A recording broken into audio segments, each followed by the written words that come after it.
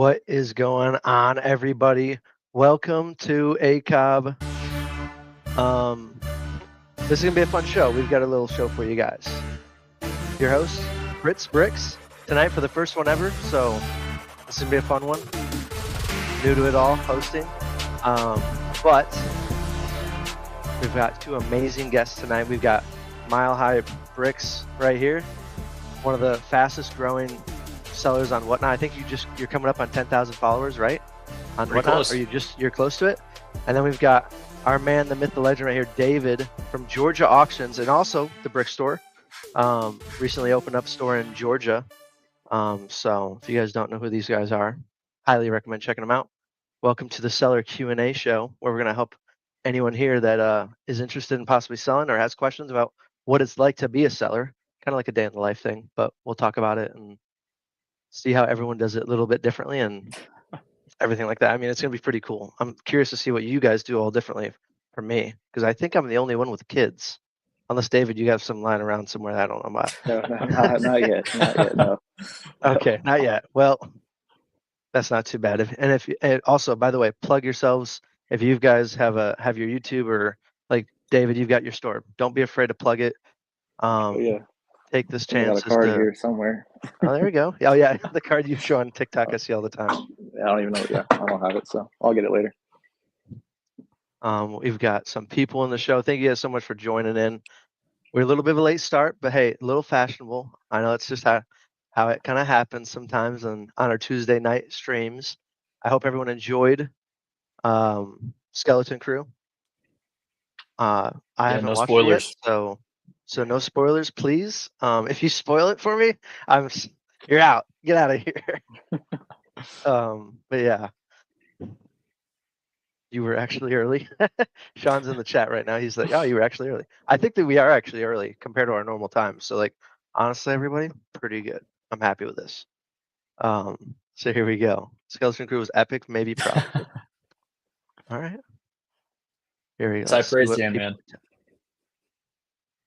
Bear with me here. I'm working on this. This is a fun one. But I have a question. I've got some questions written down that I wanted to ask you guys.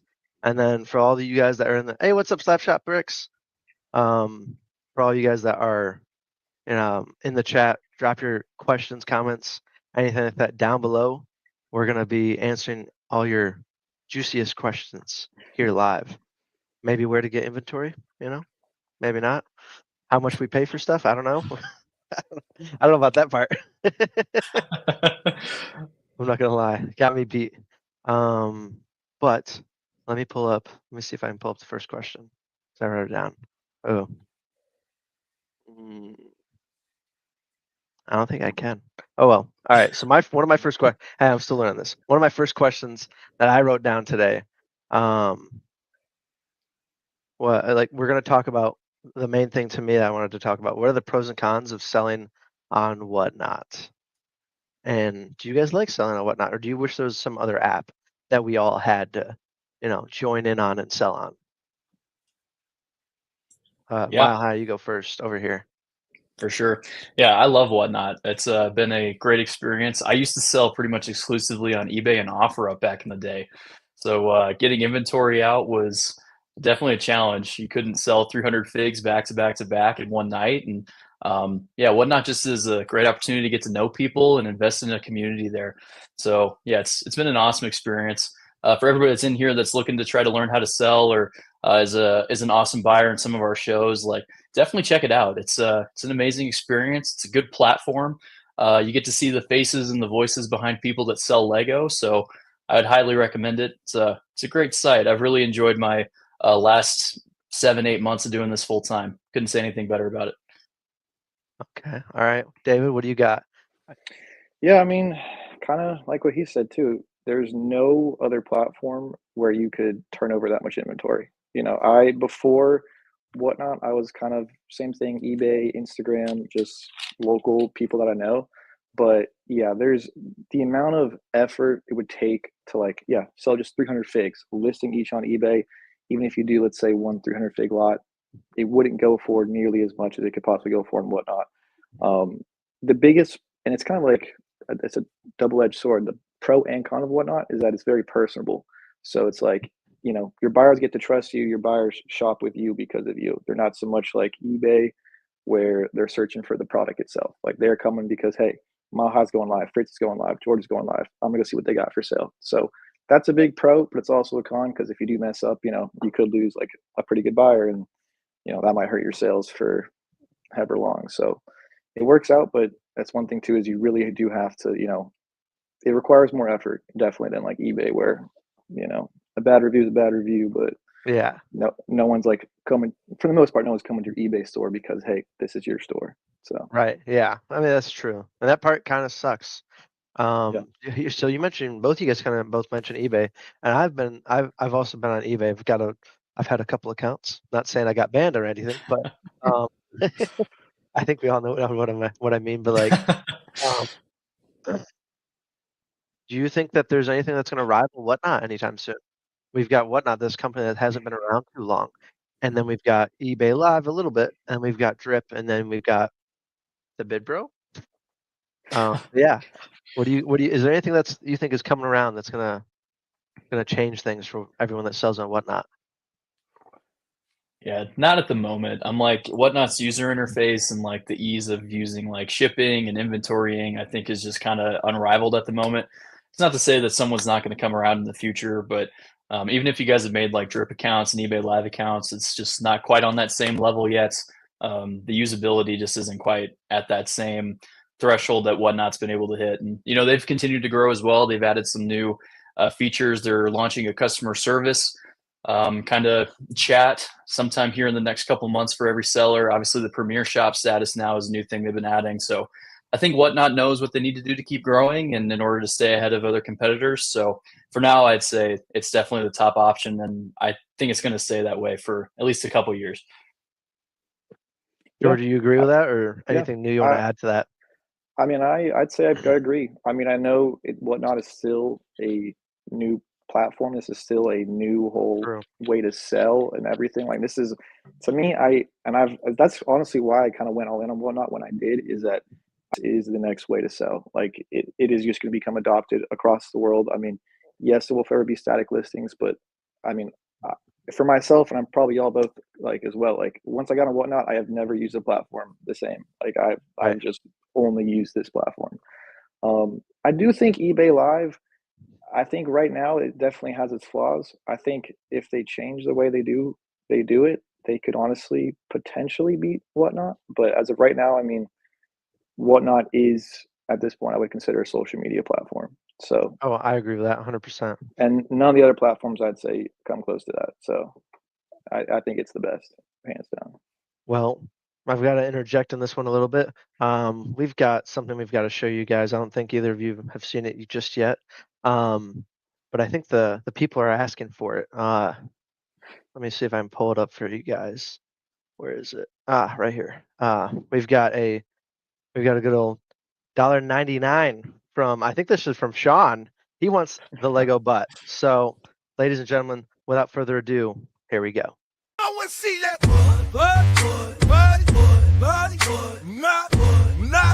that Lego bed. I want to see that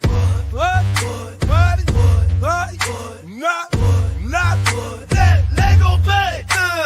Looking good on that box art check. One more finger, boys need to inspect. Front's up, either, but the back could be a wreck. Turning it around and I mean no disrespect. Look at the butt on that thing. That was awesome. What'd you guys think about our butt? That was Fantastic. Awesome. Thank you for that, Sean. So we had a couple questions here. One of the first questions I think I saw here. Let me see if I can post it up here. All right, where is it? And I think they were asking if we ever lose our shirt, which means, you know, lose out on money, I think, on Whatnot, on your first stream. Let me see where it's at. Where are you? It was a pretty good comment. Here we go.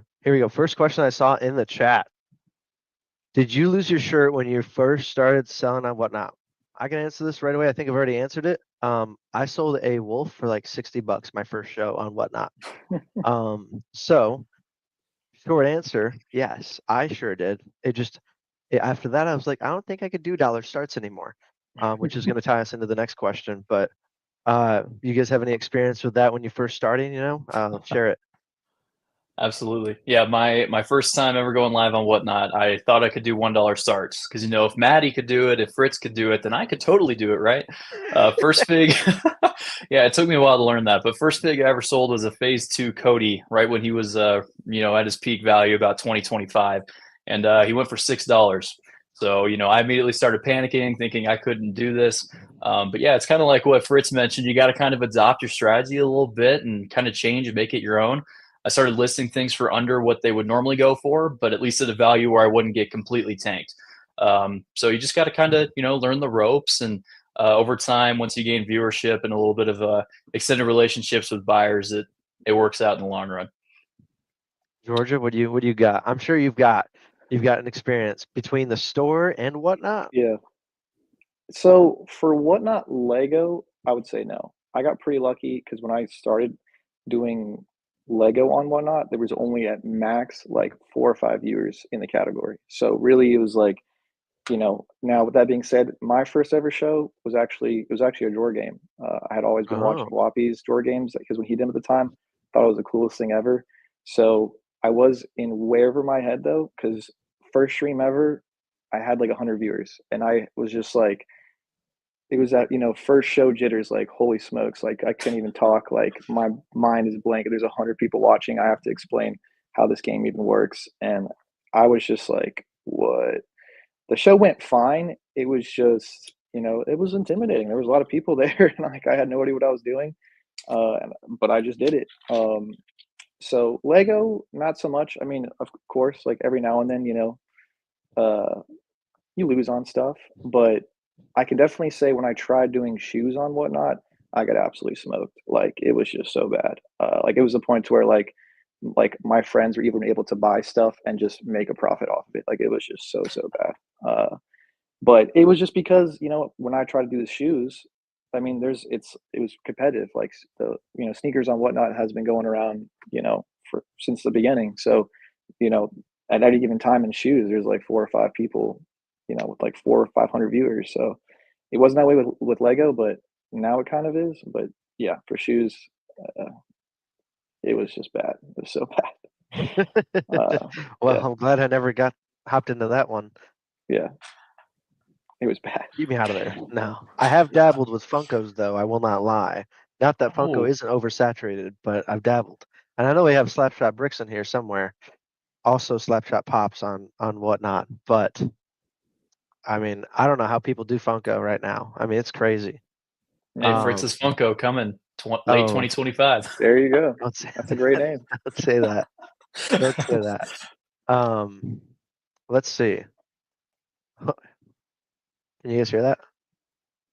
Can anyone hear that? Okay, hold on. It's the kid trying to break in. Next question we've got right here. Let's see. Where is it? Oh, actually, this is a really good one. This is the one that led into our next one. I just feel like you have to do dollar starts to sell stuff. Do you guys think that's accurate? The reason why I want to really post this one up is because it was one of my questions. And it's something that I get when I do my seller Q&A on Whatnot all the time, which is usually today. Like I usually do that tonight before this show leading into it. But like, do you think you have to do dollar starts to grow and to actually eventually get to the point where some of us are right now? I think you can be successful as a buy it now offer seller. There's tons of people that do that. If Llama's in here, he's another great seller and Whatnot. He does a lot of buy it now streams, and they usually go pretty well. So I think if you're looking mostly to maximize your margins and not be sending out 300 orders every stream, you can definitely do those buy it now streams to be pretty effective. I think if you're looking to get to the level of Fritz and Maddie and Georgia, you definitely need to start doing those $1 starts. It just attracts a lot of viewership, a lot of people, even if they're not going to be able to buy anything, that are engaging with the chat, just making it more interesting for everybody else. Especially as there's more viewership, there's more perceived competition for figs as well. So if you really want to drive that up, the $1 starts are pretty important, but you don't have to do it to be successful. Yeah, I agree. The big thing that I would say with Whatnot is you do have to kind of remember like what this platform is for. This is an auction platform. So if you are going to do buy it now streams, like I agree, they can be very successful. It's just you have to work extra hard to be engaging, because it's not like, people don't come to Whatnot to shop like they're on eBay. They want to be entertained, and especially now with Lego, at this point in time, there's usually, you can count at least $1 start show at a time. It used to be a time where there was like, they would rarely happen. So when they did, a lot of viewers would flock to there. Now there's at least always one. So you do have to keep that in mind. I wouldn't recommend doing dollar starts if you're not going to go all in, because you're going to lose. If you're going to go all in, then at this point, you're going to probably lose on a couple shows, but that's kind of the cost of entry at this point now. And then it's just one of those things too. If you're going to do dollar starts, you do have to remember, like, streaming isn't like Lego does sell itself, but you do have to be entertaining. You do have to be engaging. You do have to read the chat. You do have to do a good job on your packing. Because that's what this platform is. It's as I said earlier, it's a very personable platform. People are shopping with you because it's you. You can go on Bricklink, eBay, and buy a fig, but people want to come here because of you. So that's just kind of thing you have to keep in mind when you want to do dollar starts. I totally agree with that. I mean, it's like you said it, barrier to entry almost, like genuinely feels like that, especially as of recently. And that's like the number one thing that pops up. Like, how do I grow on Whatnot? Do I have to do dollar starts? And then other people ask me questions like, how do I grow on YouTube? Well, I'm not a YouTube connoisseur. I might have a YouTube, but I'm not there yet. I'm just I'm not Stud City. I'm not one of the gurus that we might have in the show hanging out here, but I'm slowly learning. And just like anyone else on Whatnot, you gotta at least for me, I'm a trial and error learn, but 100%. you do have to learn to read the room. And I think it comes down to like the way Whatnot works is you got to be personable, you got to be entertaining. If you're not entertaining, like, love my man Robert Maynard, but very dry stream. Love him, long and dry. But I mean, if you wanted knowledge, he's got a lot of knowledge too. So it's everyone's got their own little thing they do, their own little niche. Some people are hype, some people are crazy, some people are really quiet and monotone. So it's kind of all over the place. But yeah, I honestly wouldn't recommend dollar starts for what? Maybe until he hit 1,000 followers, or no, until you can hold a good 75 people in a show that are going to be buying. But that's where you have to start reading the room, because like, I don't know about you, George, or Mile High, but have you guys ever had 100 plus people in your show, but no one's bidding on the item, and this item's $150? Georgia, perfect example. The other day, I bought the chromed out Stormtrooper. The magnet, which not everyone knows it. You mentioned it multiple times, and I was honestly, I was prepared to go to like 120 because I just wanted it for my personal collection. I think I ended up walking out of there with, was it 85 or something like that? I think it was like 95 or 105. 95, 105. Just in that range, For a brand new, still in the case too, maybe popped off, but like still in the case, brand new, chromed out Stormtrooper, and it's not a point of education. It's just a point of like, do people want this right now? And if they do, is there someone in here that's going to pay the money for it? Because sometimes you could have 200 people and that not happen, just like that. It happens with me all the time too. Yeah. I mean, I sold a P1 Rex, and not this past 50 over 50, but the one prior, for I think $80. A P1 Rex, brand new. I was like, oh. I was like, as I see the 30 seconds go by, nothing changes. I'm like, well, you win some and you lose some. And like, here's a question: have you guys noticed a trend on Whatnot recently in the past months of high ends not doing so well and low ends taking over a little bit? I've noticed a couple. A big one for me has been Phase 1 Fox recently. There's been a lot of hype surrounding the misprint version, which is justified. But now everybody's looking for that one, and not as many people are looking for the one that's cheaper. So last couple of months, I was able to sell it for like about 140, 150, complete with armor. That was going for more around 100, 110. So Yep. you've kind of got to be able to match the market when you're thinking about what you're buying as well. You can't just go in saying that I'm going to pay the same price every single time. You have to adapt. Yeah, That's true. I mean, for me, it happens. It's one of those things where not everyone is in the market to spend like $100 on a figure, and and that's for me. Like, I mean, primarily now I more do sets. I used to do Star Wars figs primarily, but you got to have, to me, like something for everybody. Not everyone is going to want to spend more than $10, so you got to have those cheap figs. That sometimes it might do a little better than the more expensive figs, and it just kind of averages out. You really just Right. got to have stuff for everybody. And with that too, I mean, with our show last night, I mean, I had the crazy idea of selling 6 Comic-Con figs. Like, that was just Yeah. not a good idea. And it is what it is. It's people got some good deals, and that's okay. Yeah. That's part of it. It's a game of averages, honestly.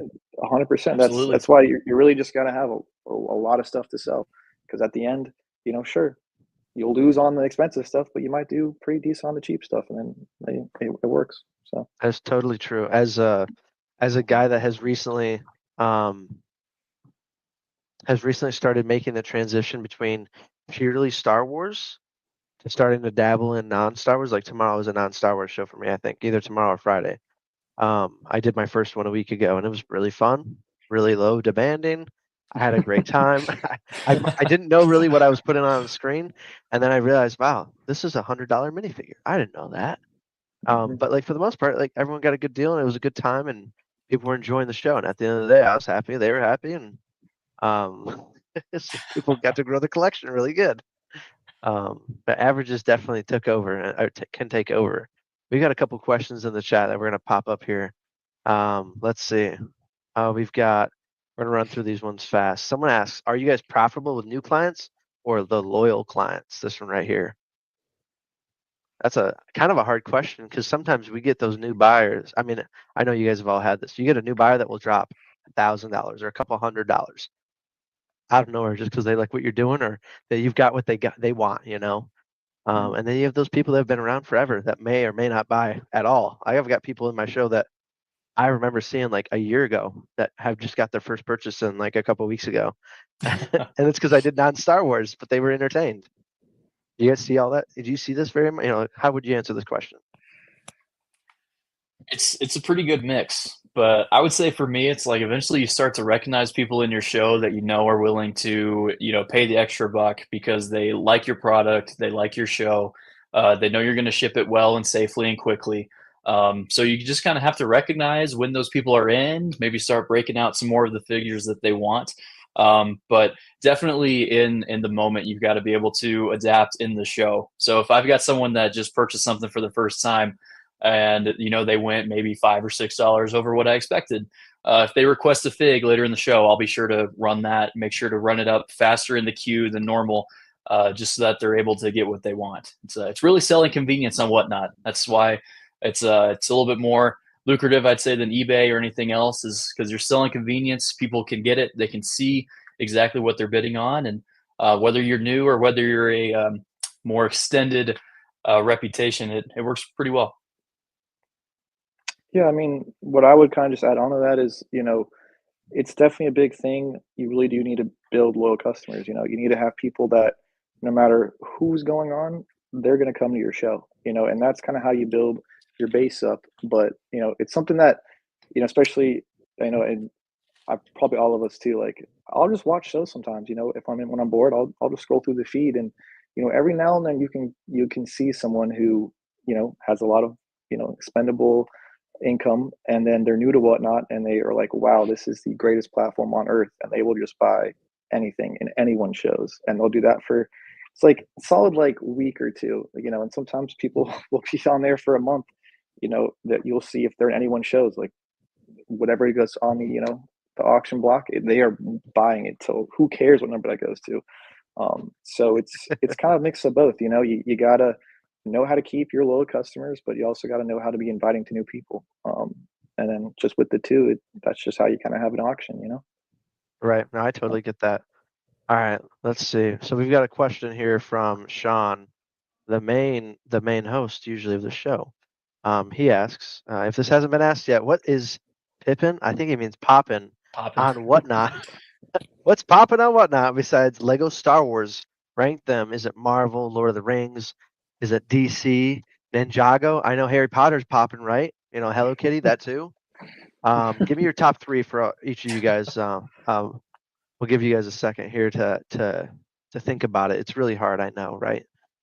Between Lego Star Wars taking over basically everything.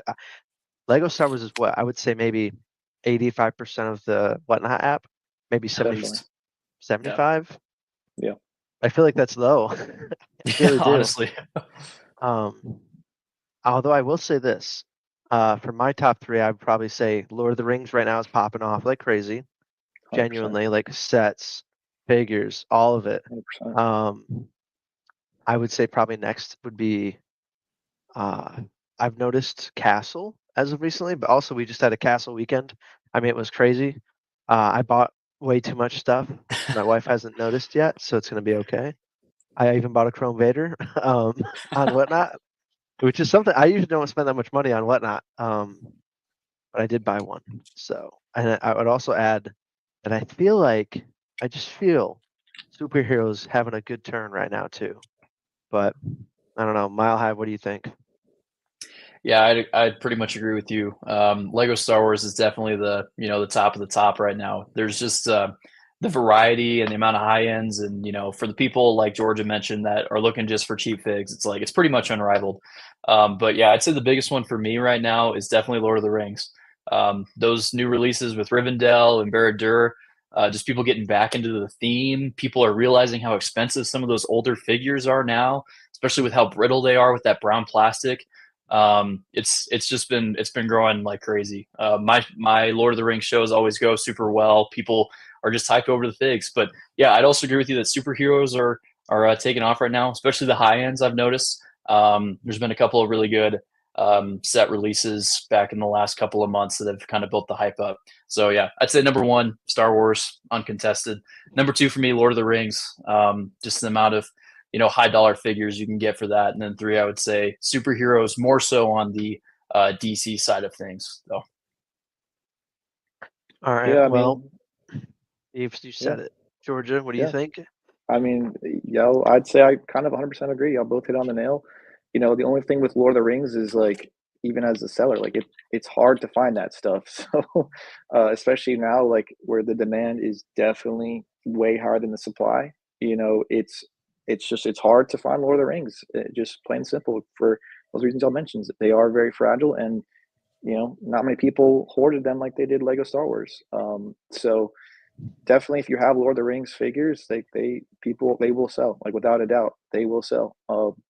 Marvel and DC, I'd say that's definitely third. If I was to kind of sneak one in, it's not as collectible as Marvel and DC, but has a very strong fan base, and that's going to be Disney.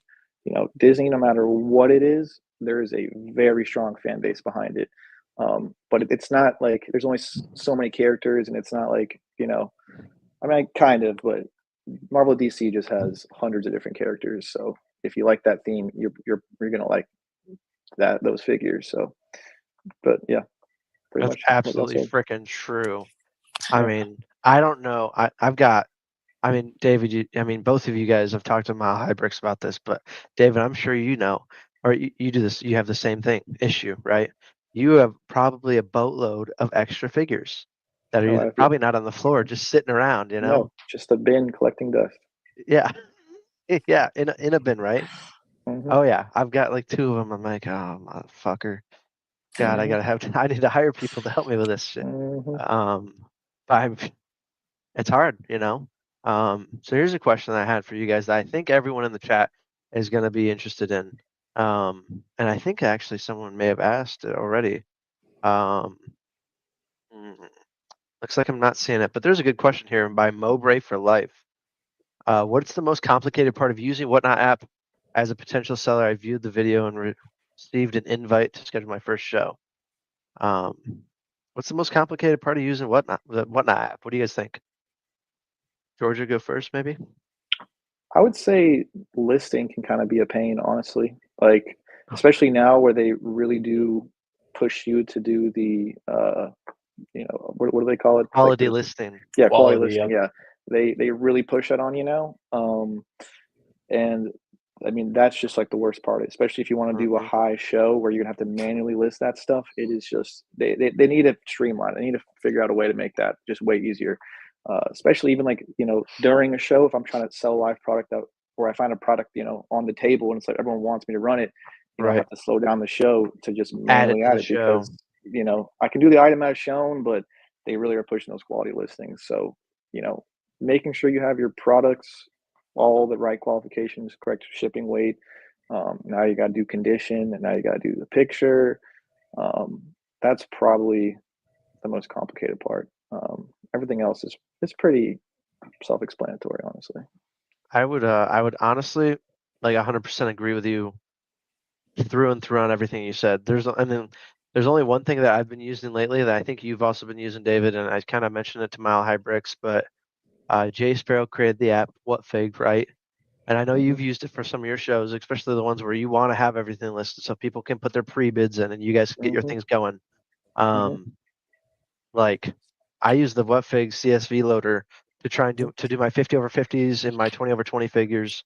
Because then it adds that picture up in there. But before that, I used to spend an hour, 2 hours sitting here at this computer, Bricklink over here, the whatnot page over here.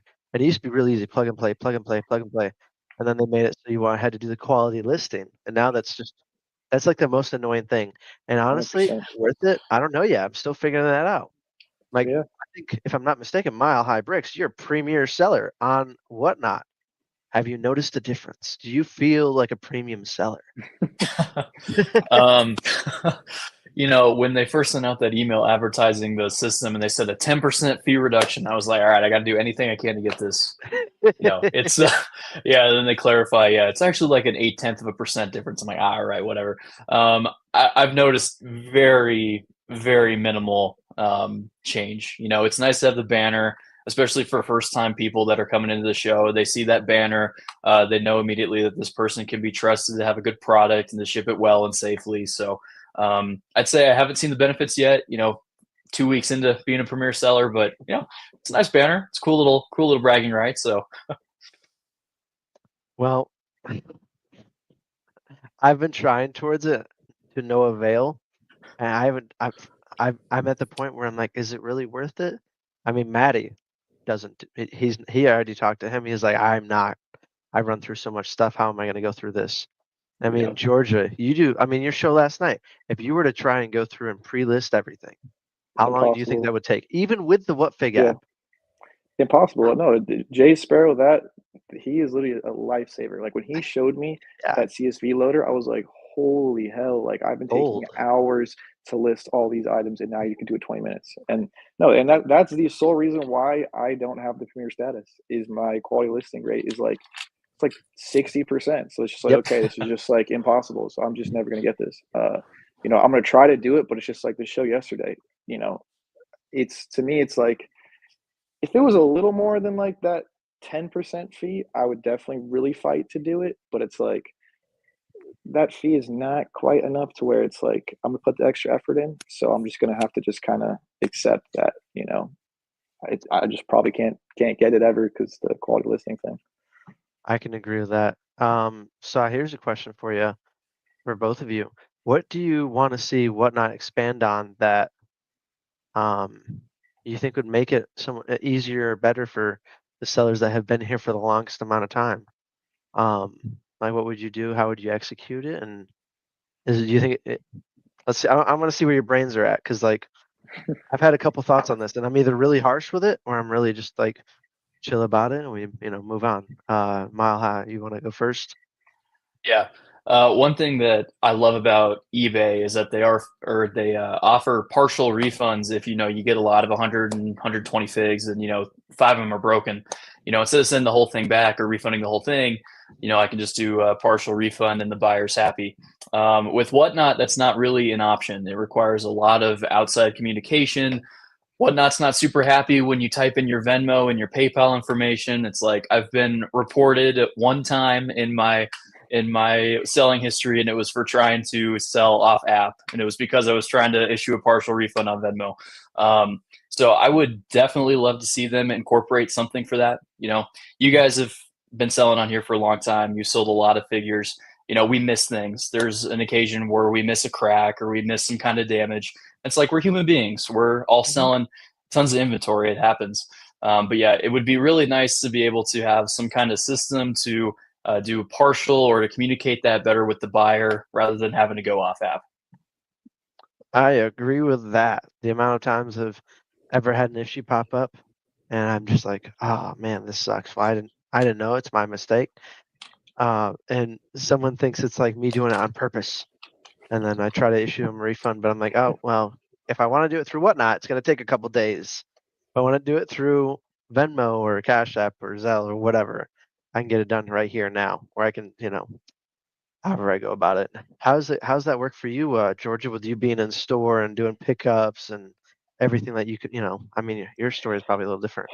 Yeah, I mean, it's a lot because it's one of those things too with having the in-store pickup. It is really, really nice to have, but you know, it has pros and cons. Like I can fix that issue right then and there. Like it's I'm done with the customer right in front of me. But with that being said too, since that is a face-to-face, relationship, I really got to make sure that everything is good because it's like if there's an issue, it's like it's a live fix right there.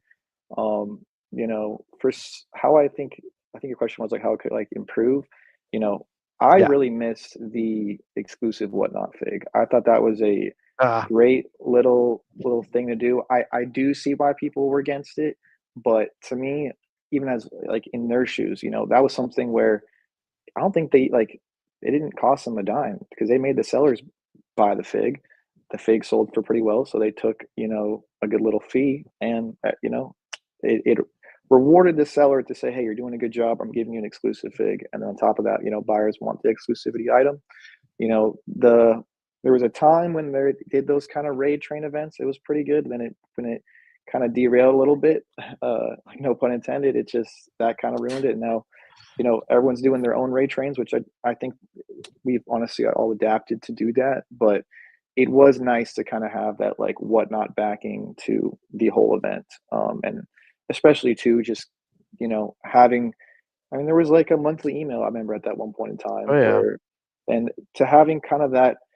I mean, it still is very like that platform takes care of their sellers. I would say still, it's not like kind of other platforms where it's like buyer has the absolute say. Like they still do strive to make sure the sellers are taken care of. But there was a time when it was more, and so it's tough to go down, in that After you've care been so versus up here, yeah. exactly, So, but I get it because like as of right now, like Lego, there was like even a year and a half ago, Lego was the hottest growing category on Whatnot. Now there's just other categories that completely blow it out the water, so they don't need to allocate resources to our category anymore.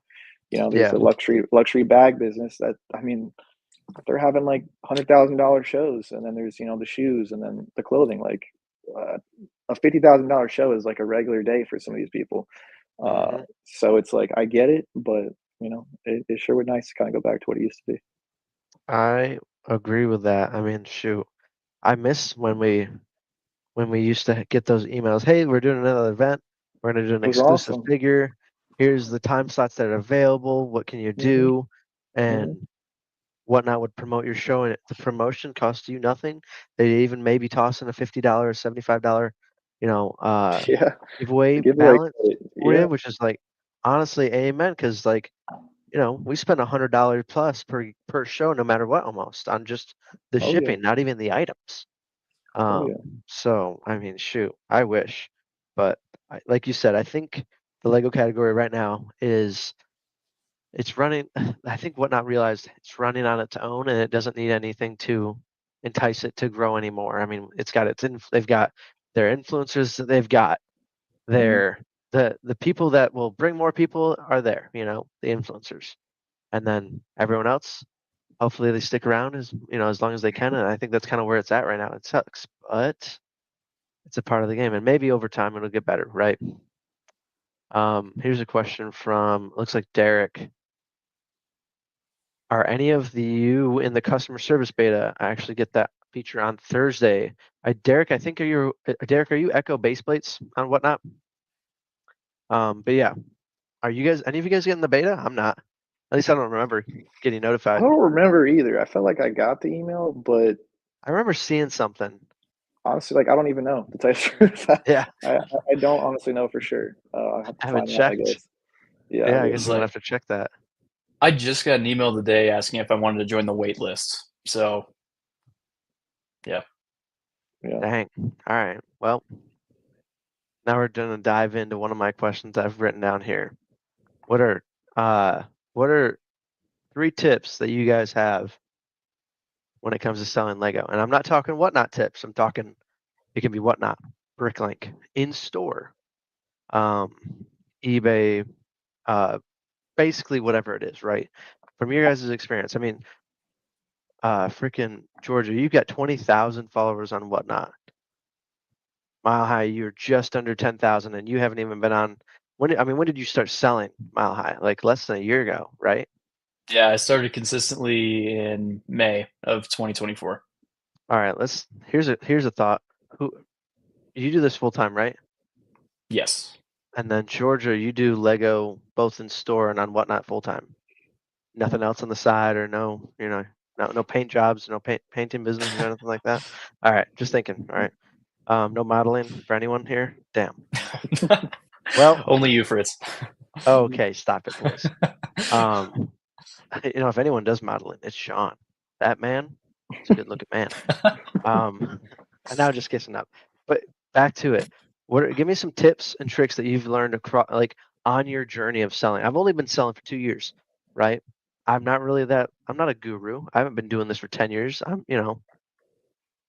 What are some tips and tricks that you would give someone that's starting out selling Lego, whether it's Whatnot, Bricklink, eBay, Brick Owl, Amazon, whatever it is?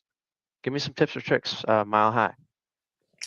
Yeah, I'd say the biggest part of selling is that initial upfront investment, kind of like what David mentioned earlier, is just like there's a high cost entry for sure. For me, my first purchase ever was like $500 off eBay. It had a Revin, it had a TC14. I had no idea what these things were going to go for. It was when the OG Grand Inquisitor was still like a $70 fig. But yeah, there's a high cost entry. So what I've kind of learned from an inventorying and sourcing kind of perspective is a lot of people that are selling their Lego are happy with whatever they get for it for the most part. There's a lot of people that are selling it. It's their childhood collection. They bought the set in 2008 and they never thought they'd be able to sell it. So even if they have, say a P1 Rex listed for 75, always shoot them a message. Just ask, hey, are you set on this price? Are you willing to negotiate? I found in my experience, most people are willing to kind of hear you out on that. I'm out. We have a GW. We have a super right here from Jandern in the house. Sorry, I got to interrupt you. This is more important than your tips and tricks. Here we go. Jandern with the super right here for GWP. Let me pull that up. Let's put that up here. Where are you? Sorry, I'm still learning this part. Oh, here we go. Jandern, for you. It's May the 4th. I want those Star Wars sets. I want more sets than Django has bet. Oh, please put a GWP deep inside of me. Oh, please put a GWP. All right, back to it. Sorry about that interruption of greatness. A Mile High. I forget everything you said. No, you're good. That was much more important than anything I could ever say. Back to the tips and tricks of selling Lego.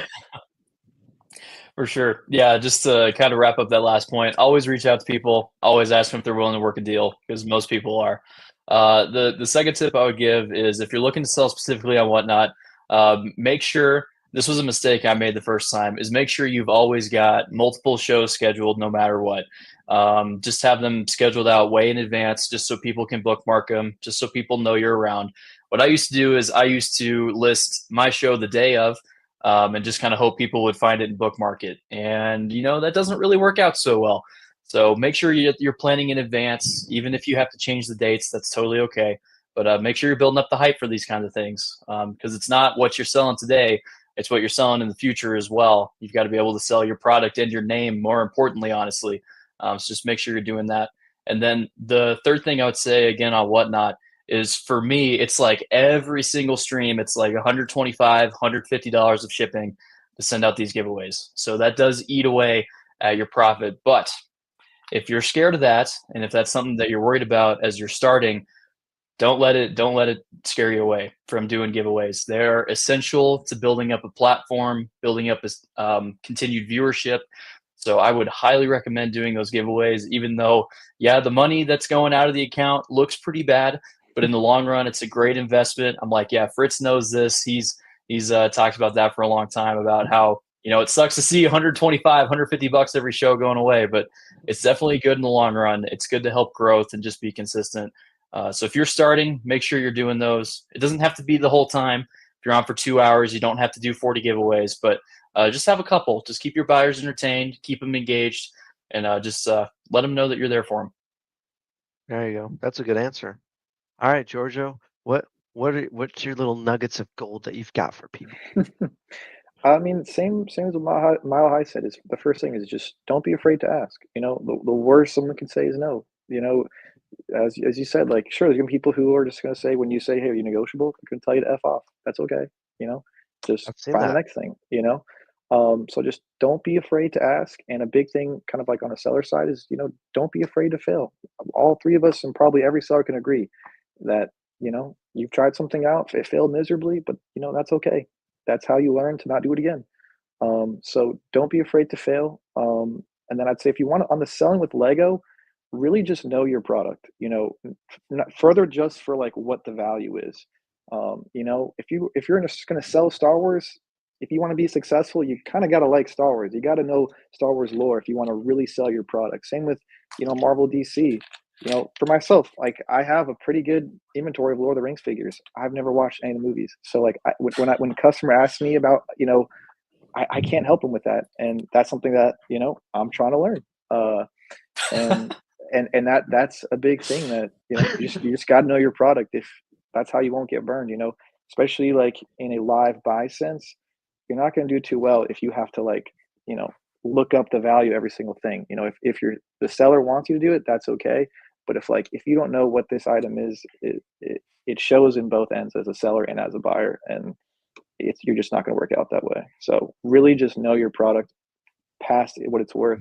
Spend some time to actually learn what it is if you want to sell that product 100%. So Right. Sell what you know, kind of thing, invest in 100%. what you know. That's Mhm. kind of what I think. When you said that, that's made me think of that instantaneously, purely because I know Star Wars. So I put most of my reinvestment into Star Wars because, well, I That's can, what for the most part, I know it, Yeah. But if it goes into Marvel or, oh no, timeout, Ninjago. If Oh, it goes into yeah. Ninjago or Harry Potter, never seen Harry Potter. I hate to tell you, you're buying this $100 minifigure for $2. Oh, yeah. Sorry, like, that's going on Bricklink because it will help myself to get there on the price. So got me beat. And if I can quickly piggyback off Yeah, of something right that- ahead. yeah, it's knowing, kind of the lore of, your specific genre. But another big thing you got to learn is that every single minifigure is different. Like, let's see, Fritz is going to recognize this one. Yes. I got this guy off him. Oh my God. Not this So- one. No. Yep. So this is a little Wes Jansen right here. Pretty niche little fig. Only came in one set. But if you think that the whole thing is worth $100, you're right. But there's only one piece that's worth anything. So for all of these little Lego minifigures, for Lord of the Rings, anything, every single piece is worth something different than the entirety of the fig. So if someone's selling a Wes Jansen on eBay, missing his helmet for $50, that's a horrible deal. This thing without the helmet is what, like maybe $2? Yeah, it's Oh, Tops. maybe. Yeah. $2, $3. It's that. Yeah. So it's like you got to know the pieces. You got to know what to look for specifically. Just know your market, know the things that you're looking at, and know what's actually worth something instead of just looking at the whole thing. That is true. Can you put that back up on screen and say what you paid for it? What did I get this for? Like 75? Was it I think 75? it was 67 or 77? something like that. I think I think it was in the 70 bucks. 70s at least. Maybe, I don't It was know. pretty good. Hey, I sold one of these for 47 back in the day, so Oh, I sold one You're low too. That's how I learned about that figure. I got called out saying that was a massive steal, and I was like, I thought it was just like a $5 figure. I did not know that right. was even existed. So yeah, I think a lot of us have that same thing happen. I saw in Maddie's show the other day. He sold a Wes Jensen in a lot of 5 other figures. Like the helmet was on a figure and just sold it, and he yeah, didn't know. And he was like, "Oh, well, poo, shit, it's there." yeah, And it went through. And I think it went for like maybe $40 for all 5 of them or whatever, $50. I yeah, don't know, but that happens, and sometimes we make mistakes because, like, 100%. I mean, You'll shoot, never forget them. You will never forget yeah, them after. no, I you I have won't. like 6 figures that I will never mess up ever again because I was just so bad. Uh-huh. One of Um, my other ones is Admiral Firmus Pite, Star Wars character. I got him in a collection one time. I was like, oh, that's a cool. Like someone asked for an officer for like the Imperials. They're like, yeah, I got this one. Put it up there. yep. I'm like, why is this going to $50? What's going on? And they're like, it's Mhm. $100 officer. I'm like, what? What set did this come out of? I pull out what fig, scan. I'm like, ah, shit. Super Star Destroyer. Ah, Mhm. and now I make sure to scan every officer, mainly Yep. because of that main point. And there's also the NCO. There's a good 3 Imperial officers that are kind of hot ticket. Well, Mhm. newsflash, I found out the hard way. Someone asks, how many users does Whatnot currently have? Users in general, I don't know. You'd have to go to probably the download page for Apple Store and Play Store, see like how many they've got. But you can also join through Google, just through having it on the computer on google.com. So I'm not really sure how many users there is on Whatnot. I know on an average day you can expect to see 500 in Lego. Yeah. But I know that the other day that me and Georgia were going, Lego had a high of 700. Yeah. Because it was, I mean, it went really high. And you and me, ironically, kept more or less at the same amount of people too, which is pretty rare when there's 2 Yeah. bigger guys going at the same time. Um, but I mean, shoot, you had a 10-hour show. 10 Oh yeah. hours. How many Marathon. packages was that? 214. Oh Thing. man. Oh, Yeah. that's not That's the all most I've sets. seen, That's but all oh sets shoot. too.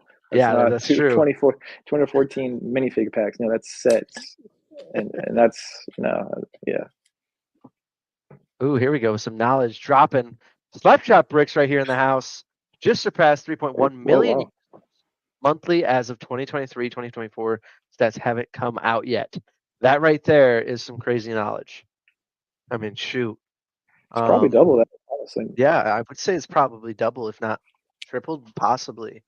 yeah, Um, it's growing. I mean, yeah, it is growing, and they're constantly trying to bring in new influencers, celebrities, something, right? I mean, shoot, they're always trying to grow, and also with competition, they're trying to grow even more. Oh yeah. We already mentioned eBay. I think I dropped the name of Drip in the show, and also, the Bid Bro app. Um, all right, so here's a question for David. What's it like owning a store? Because we've only ever had one other person on the show that's got a store and sells on Whatnot, and that's Whoppy. Now you're gonna have, I'm thinking probably a completely different perspective. What's it like owning a store, running a store, and then doing Whatnot, and then everything else that goes along with it? Tell us about the ins and outs of Yeah. doing what you do. What's your experience being a Lego reseller full time compared to Yeah, I mean, bullshit? it's don't get me wrong, it's a lot of fun, but it's a lot of work. I'm not a one man show either. Like I have 2 business partners, and even between all 3 of us, like Whatnot, on the scale we try to do it, that's a full-time thing. That's a big production thing.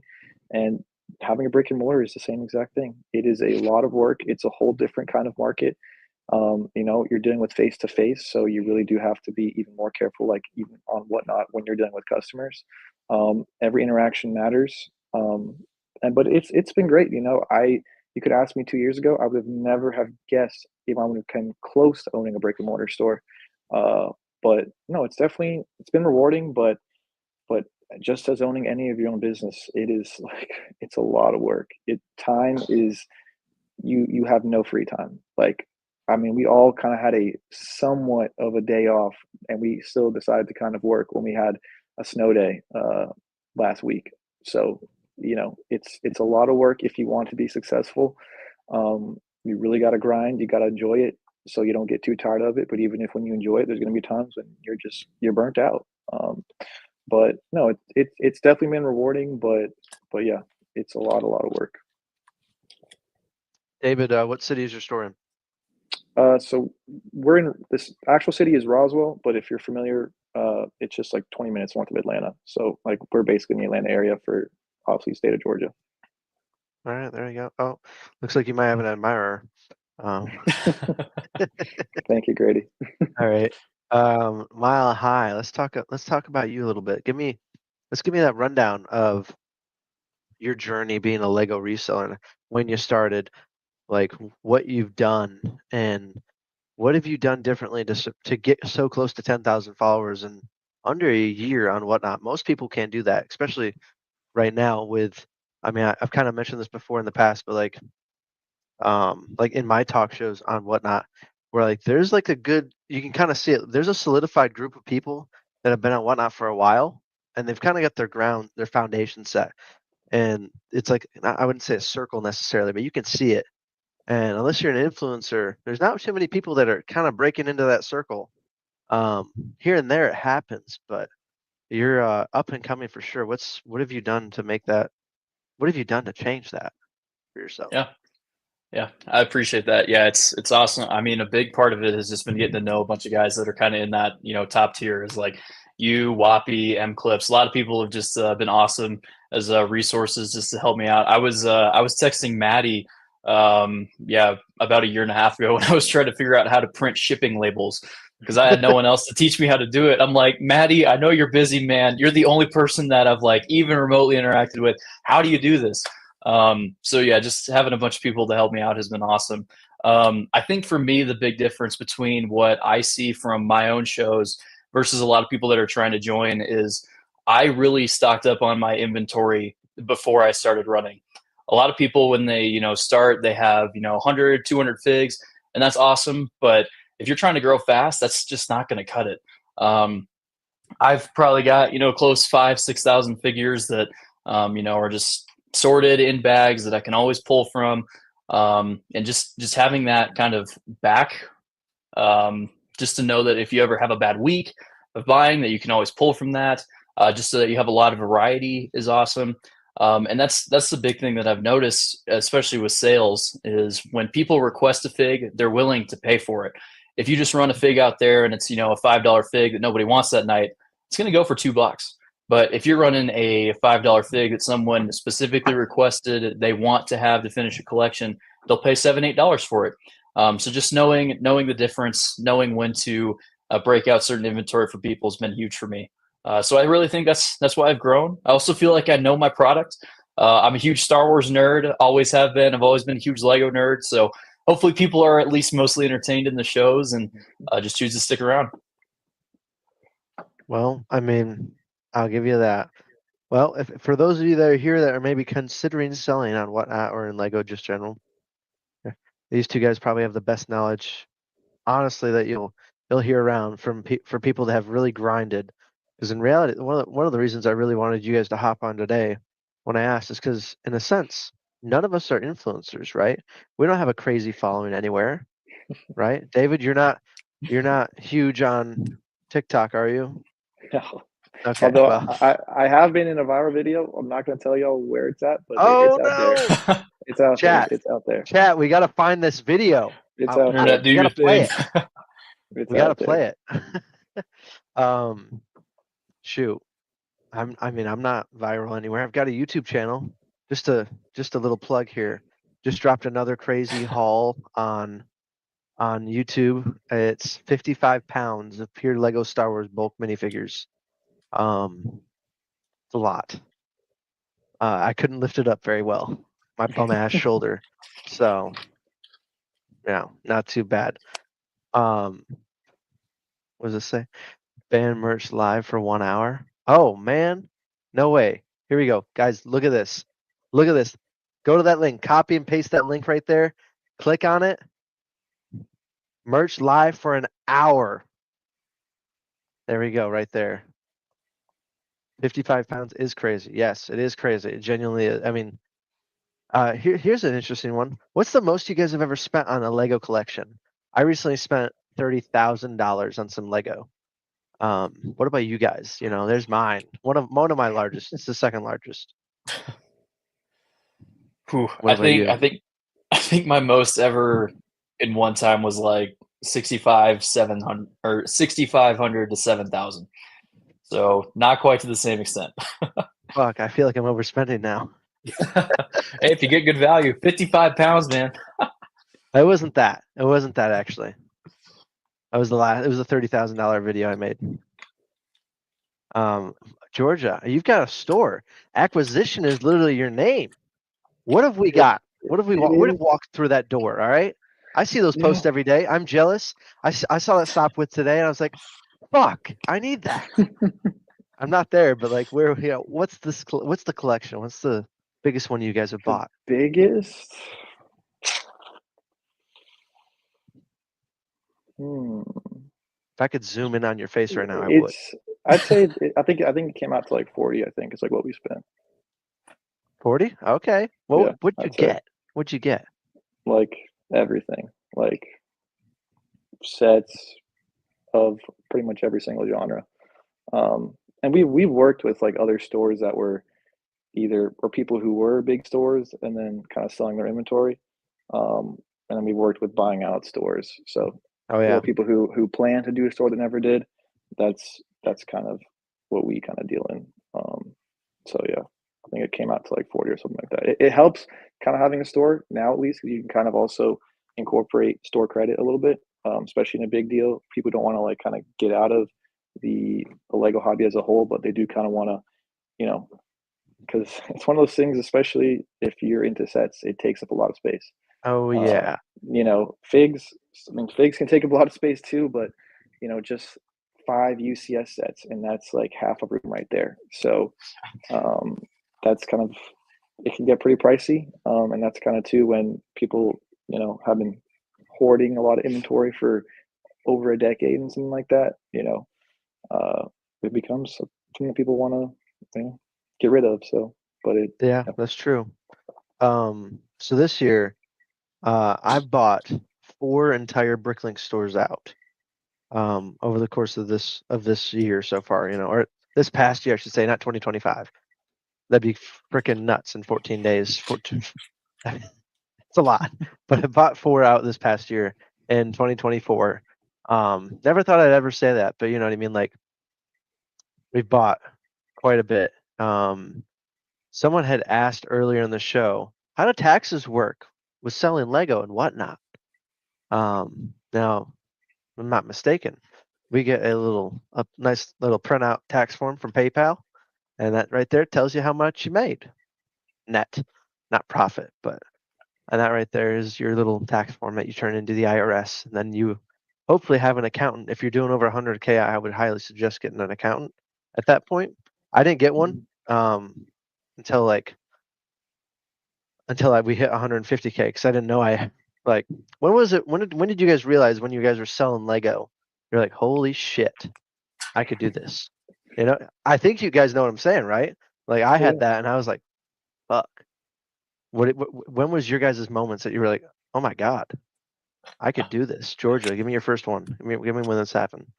My first time was when it was our first collection that me and my business partners we bought. It was like, and some people who are watching, they might have been there when we had it. It was like all the grails from Lego Star Wars sets from like just the golden era. It was a collection that me and my one business partner, we drove all the way from Atlanta to Albany, New York. So that is pretty much the entire like East Coast, and we drove there and back like in a day. Like, we didn't spend the night. We went 15-hour drive. We bought the collection, drove 15 hours back right after, and then bringing that back, and then just, you know, showcasing it off too, because I was at a time when there weren't many people even selling sets in general past like having a couple in their buy it now. I think I know what show you're talking about. Yeah, it wasn't. You were at a house, right?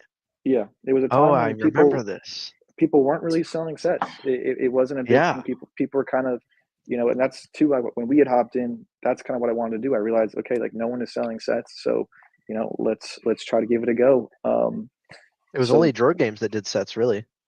yeah, and like the Honestly. occasional, people kind of have them like in their background and say, yeah, man, I'll sell it. But the only people I ever saw doing a dollar start show for sets prior to kind of that was, like, I think Maddie did like 1 or 2 shows. Yep. Whoppy probably did 1 show, but no one was like really doing sets. But it was that collection in particular that I think for all of us, we were like, yeah, this is actually something that's like, we could honestly do. Like, it was cool, it was fun. And then we did it again, and then that second time, I'd say even too, was like, okay, yeah, like, this is something serious now. So All right, Mile High, when was it for you? And then we've got some questions from the chat we're going to answer. Sure. My moment where I decided that I wanted to try to do this was I went to a certain reselling store up in Sioux Falls, South Dakota, and that's where I wanted to move right after college. And I had a couple figures. I just wanted to kind of test them just to see what they were thinking that they were going to buy them for. And I also was going to ask if they had any hiring positions available, because obviously it's something I'm passionate about. It's a little bit more stable than starting your own business. But I walked out of that store just so frustrated with the way that they thought about Whatnot, how they didn't really like the online selling space, weren't willing to expand, weren't looking for any expertise to hire. So I was like, man, why don't I just do my own thing? So I was driving home, hour and a half back to school, and I was like, I'm gonna make this work no matter what it takes. And so far, it's been extremely rewarding for me. God has just walked alongside me and has guided my steps every step of the way. So yeah, it's just been an amazing experience. Well, that makes me super happy. True Squadron right here says 40K is insane, Georgia. So I'd say that's an applause right there from True Squadron. Hey, if anyone thank you. has first order troopers, this man right here needs them. To put that out there for you guys that have them in bulk. Looks like we got a question right here from THF Studio. How do you find someone with $30,000 of a Lego collection? I think I've got a pretty good answer for this. You'd be surprised what people have hiding in their garage or just in like a closet. You know what I mean? Like, and also some people might just have a couple Cloud City Boba Fett's hiding. I don't know. I've seen some crazy things in the past 2 years. Containers, if you will, warehouses, garages, rooms. That you wouldn't think twice of. Oh, it's just a normal house. Well, that man's got 100K in Lego sitting in there because he's been buying since 1999 a Star Wars, right? I mean, we collect every single Star Wars set that's over 200K, especially if it's sealed. That's crazy. Nick right here says, Georgie is kind of doing this. Georgie's kind of doing this thing. But where do you, Fritz and Mile High Bricks, see yourself in 5 years regarding Lego? I think this question can also be applied to David, because how old are you, David? 24. All right. Mile High? 23. 23? And I'm 25. All right. So boom, boom, boom. All right. So here's the question. Where do you guys see yourself in 5 years?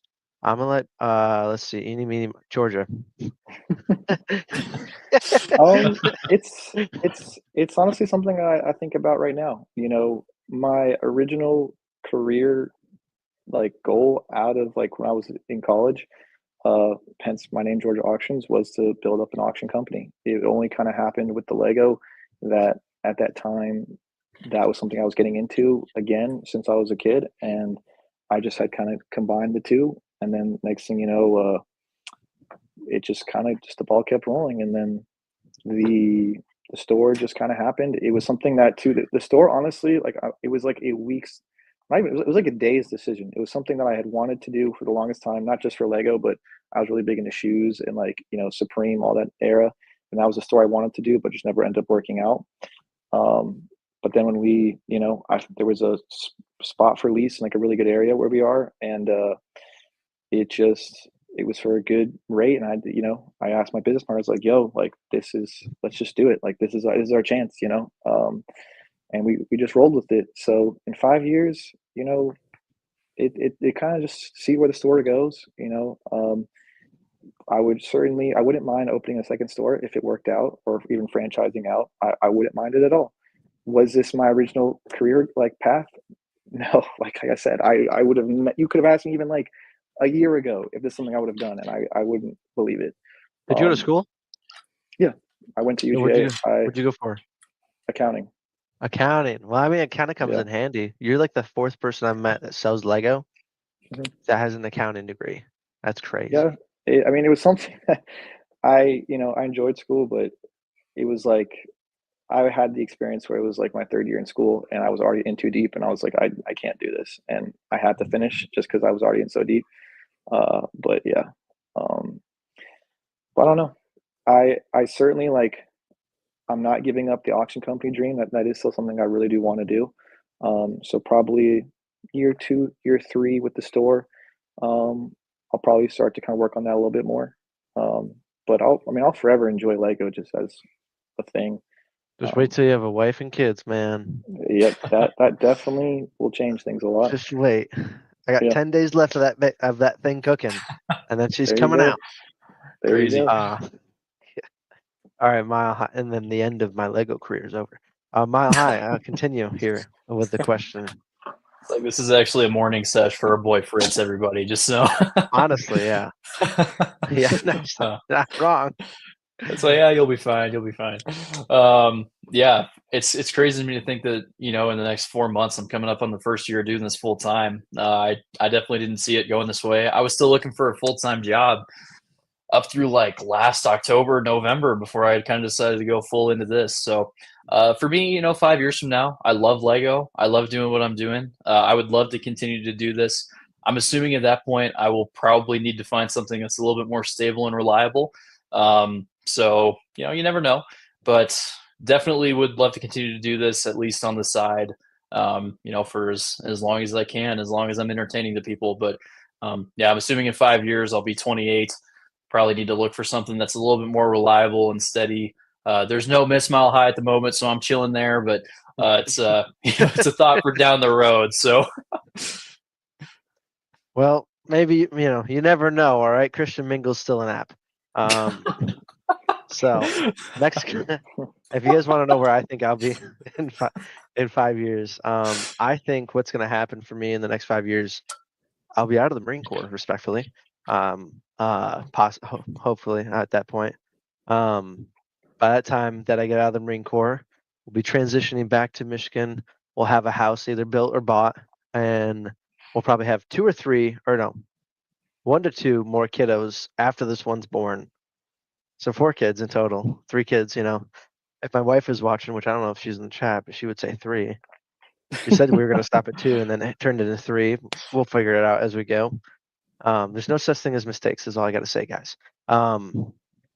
But we're contemplating opening a store ourselves. Not purely based off the fact that like I see Lego as like just like a side hustle anymore. But like my wife enjoys Lego.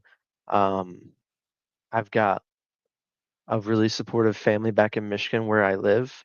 And ironically, where we want to live is like there's no Lego stores nearby within 45 minutes, other than there's a BAM store, but I know the owners. And ironically, the number 1 bricks and minifig store is in Michigan, the good old Midwest, which is weird, but for the most, yeah, I do want more babies. Someone said.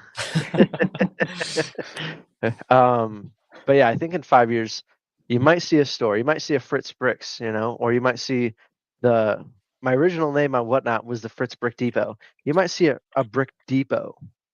So no brick store. I love the name Brick Store, by the way, Georgia. Applause. But the Brick Depot. So whenever you look up Home Depot, you're trying to find your bricks, you'll find me instead of the bricks you need to buy for your lawn or whatever. Sorry, not sorry. I think that's where you might see us. And who knows? Maybe we'll be kicking it around with Amazon a little bit, Walmart.com and all that stuff. We're trying to we're dabbling in a lot of funnels right now. So once I get out of the Marine Corps, it'll be easier. But here we go. We've got a question here that I think is so juicy. I mean, honestly, we've got to answer right here. And it is, when buying a collection, this is like the number 1 question for lots of people, especially when it comes to buying, right? Because we've talked to Wappa, we've talked to Maddie, we've talked to Ryan. when buying a collection, how much would you pay compared to the resale value of the item? And everyone's going to have kind of a different answer, I think, in here between Mile High, who recently bought some stuff I was looking at today, and Georgia, who's got his own store. George, if you want to go first, I think you're probably going to have the most complex possible answer on this topic. You've got a store, but you've got a whatnot too. Let's see what you got. I get asked this question a lot, even just as a store. Customers always ask, like, hey, what do you pay? Unfortunately, there is no really straight answer. It really depends on what it is. Like that's it depends on what it is and how much of it is. Something that I had learned prior to even just Lego, and something I had, like originally I said, I want to be in the auction business. So that's part of being a liquidation business, and it all just kind of depends on what it is. If it's something that can sell very, very quickly, then we can probably pay pretty high on it. Or something that's like really popular. I mean, the most we've even just paid market on some stuff before, just because like it's a really good item and a customer might like it. But if it's like like some Mario sets or like some friend sets, I can't. Those sell for like 50% of retail. They sell for 40% of retail. So it just really kind of depends on what it is, and that's kind of goes even back to like what we said earlier. It's just, you just really got to know your market for what you want to pay, And the biggest thing is just kind of coming to an agreement with that seller. Sometimes sellers are cool and they even are knowing that markdown they're getting, but they also are aware that like, hey, like this is, like 40,000 in inventory. It's like this is a lot of stuff. This is not something that will sell tomorrow. This is going to take months to sell. And if you don't have an avenue to sell it, like we have whatnot. So I can kind of turn that inventory a little bit quicker. Not everyone can do that. Not everyone can get started with whatnot. So, I know everyone always looks for like a straight answer, but there just really is one. There isn't one, because it just all depends on what their product is. So because even with the store, I mean, we will take anything too. As long as if Lego made it, I don't care what it is, we will take it. So it kind of just depends on what it is, and then. Thankfully, we do have whatnot. So the whole market of like whatnot and eBay are two different things. So it's like, it's even hard to like kind of teach that, because the whatnot market is just like, it's completely different. You don't know it until you've done it. So yeah, hopefully that kind of answered the question. Honestly, no, I think it does, because I'm in the same boat as you. Like if someone comes to me, which I do have this quite often, some people send me stuff that I have no idea what in God's name I'm looking at. If they send me a Ninjago collection and they tell me this is $5,000 and it's a couple hundred figures, I'm probably going to laugh at first and then look at it and be like, and then say no. But like, I try to stick to buying what I know, but sometimes when it comes to it, like I'll buy just entire collections and do my best. But there's definitely those friend sets, those Mario sets that you see them on sale at Walmart. I ain't buying that unless it's like 70% off. There's a reason why it's on sale. Yeah. There's if it's on reason. sale, it's not, and there's a lot of them. It's usually because of the pure fact that Lay couldn't sell them very fast. Therefore, do you think you will? There's some sleeper sets out there, but not very often. No. But I think what he's asking kind of is like, what percentage do people pay usually? And I usually tell people, depending on what it is, it's going to be like 40 to 60%, depending on what it is. If it's high-end stuff and like I know I could possibly sell it somewhat soon and make okay on it, it's probably going to be, somewhere around there. Somewhere around that 50% value, which I think a lot of people are kind of at. Wappy had mentioned 40 to 50 right there. Mile High, give me your 2 cents here. Yeah, I think Georgia answered it perfectly. It's like it's different between every single thing. For me, I hold a massive resentment against specific figures that I know are not going to sell well.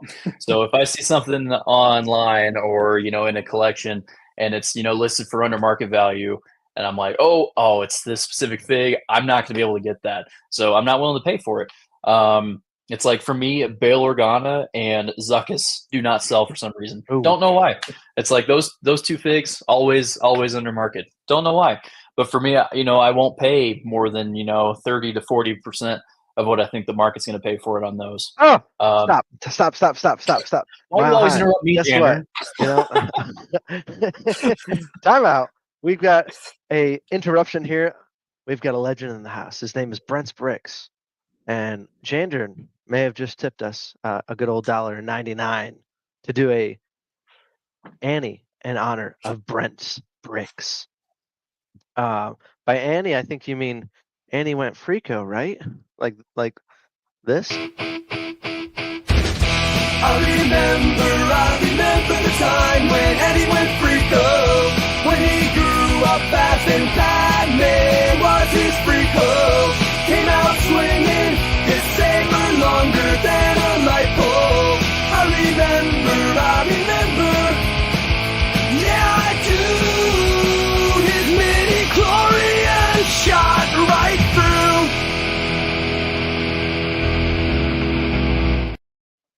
through. Thank you, Jandern, for the support. Brent's Bricks in the house, people. If you guys aren't following Brent's Bricks over on Instagram or anywhere else, guys, right here, he's actually the co-host typically of the A-Cup show on Thursdays.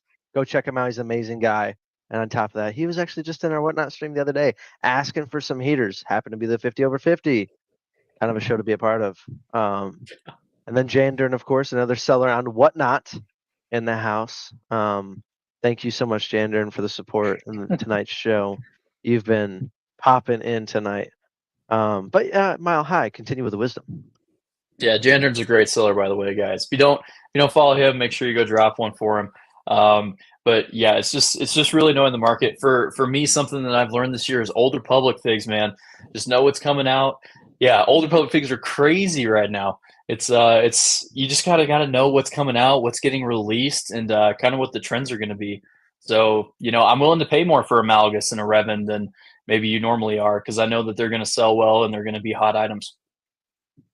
I agree with that. I won't lie. Like, I preach it. Eventually, right, this is my thought. You guys might agree with it, but like Old Republic stuff, right? It's something that people have kind of always wanted. Disney hasn't dabbled too much in it other than maybe touching the topic in Acolyte, but that burned to the ground very fast.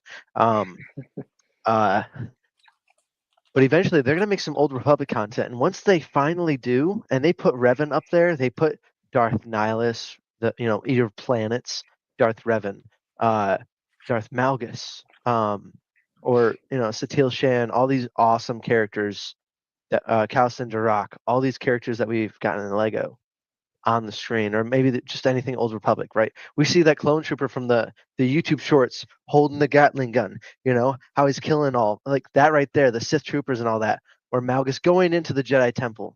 I don't know if you guys are talking, what I'm talking about, right? The shorts. Absolutely. I mean, that's watching that 10. Is, give me more. Oh, yeah. Give me more. I want that. We kind of got teased. They showed us the tip a little bit. They gave us Malik, right? That's all we've got. I know there's more in the tank. Where's the rest of it, right? Where's Disney with the content? Give us a new animated series. That's what I want. A new animated series but it's like Old Republic style. Sith troopers, Old Republic troopers, like conscription, war, like how they used to do war. Or, what if they went in depth with like the Mandalorian versus Jedi war back in the day? Pre-Vizsla and everything like, or not Pre-Vizsla. What was his name? Tar Vizsla. Thank you. What if they went get back into seeing all that with animation? No. But I mean, I would love to see this. It would be so cool. And that's why I also hoard my Old Republic stuff. I won't lie.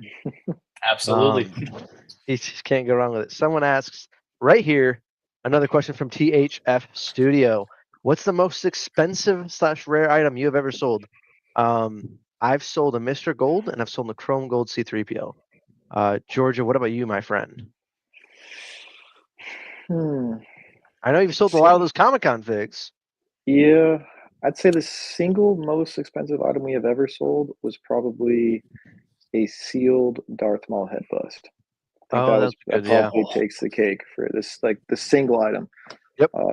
I mean, sure, there's been like big multiple things at once, but yeah, single item would probably be that. That's it.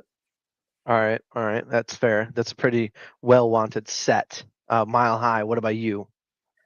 I've sold several CC Bobas and then a couple of the sealed Chrome Gold 3POs. I'm sitting on that sealed Cloud City 10123 set. That'll probably get sold sometime to pay off some student loans, but not yet. You're sitting on a sealed one.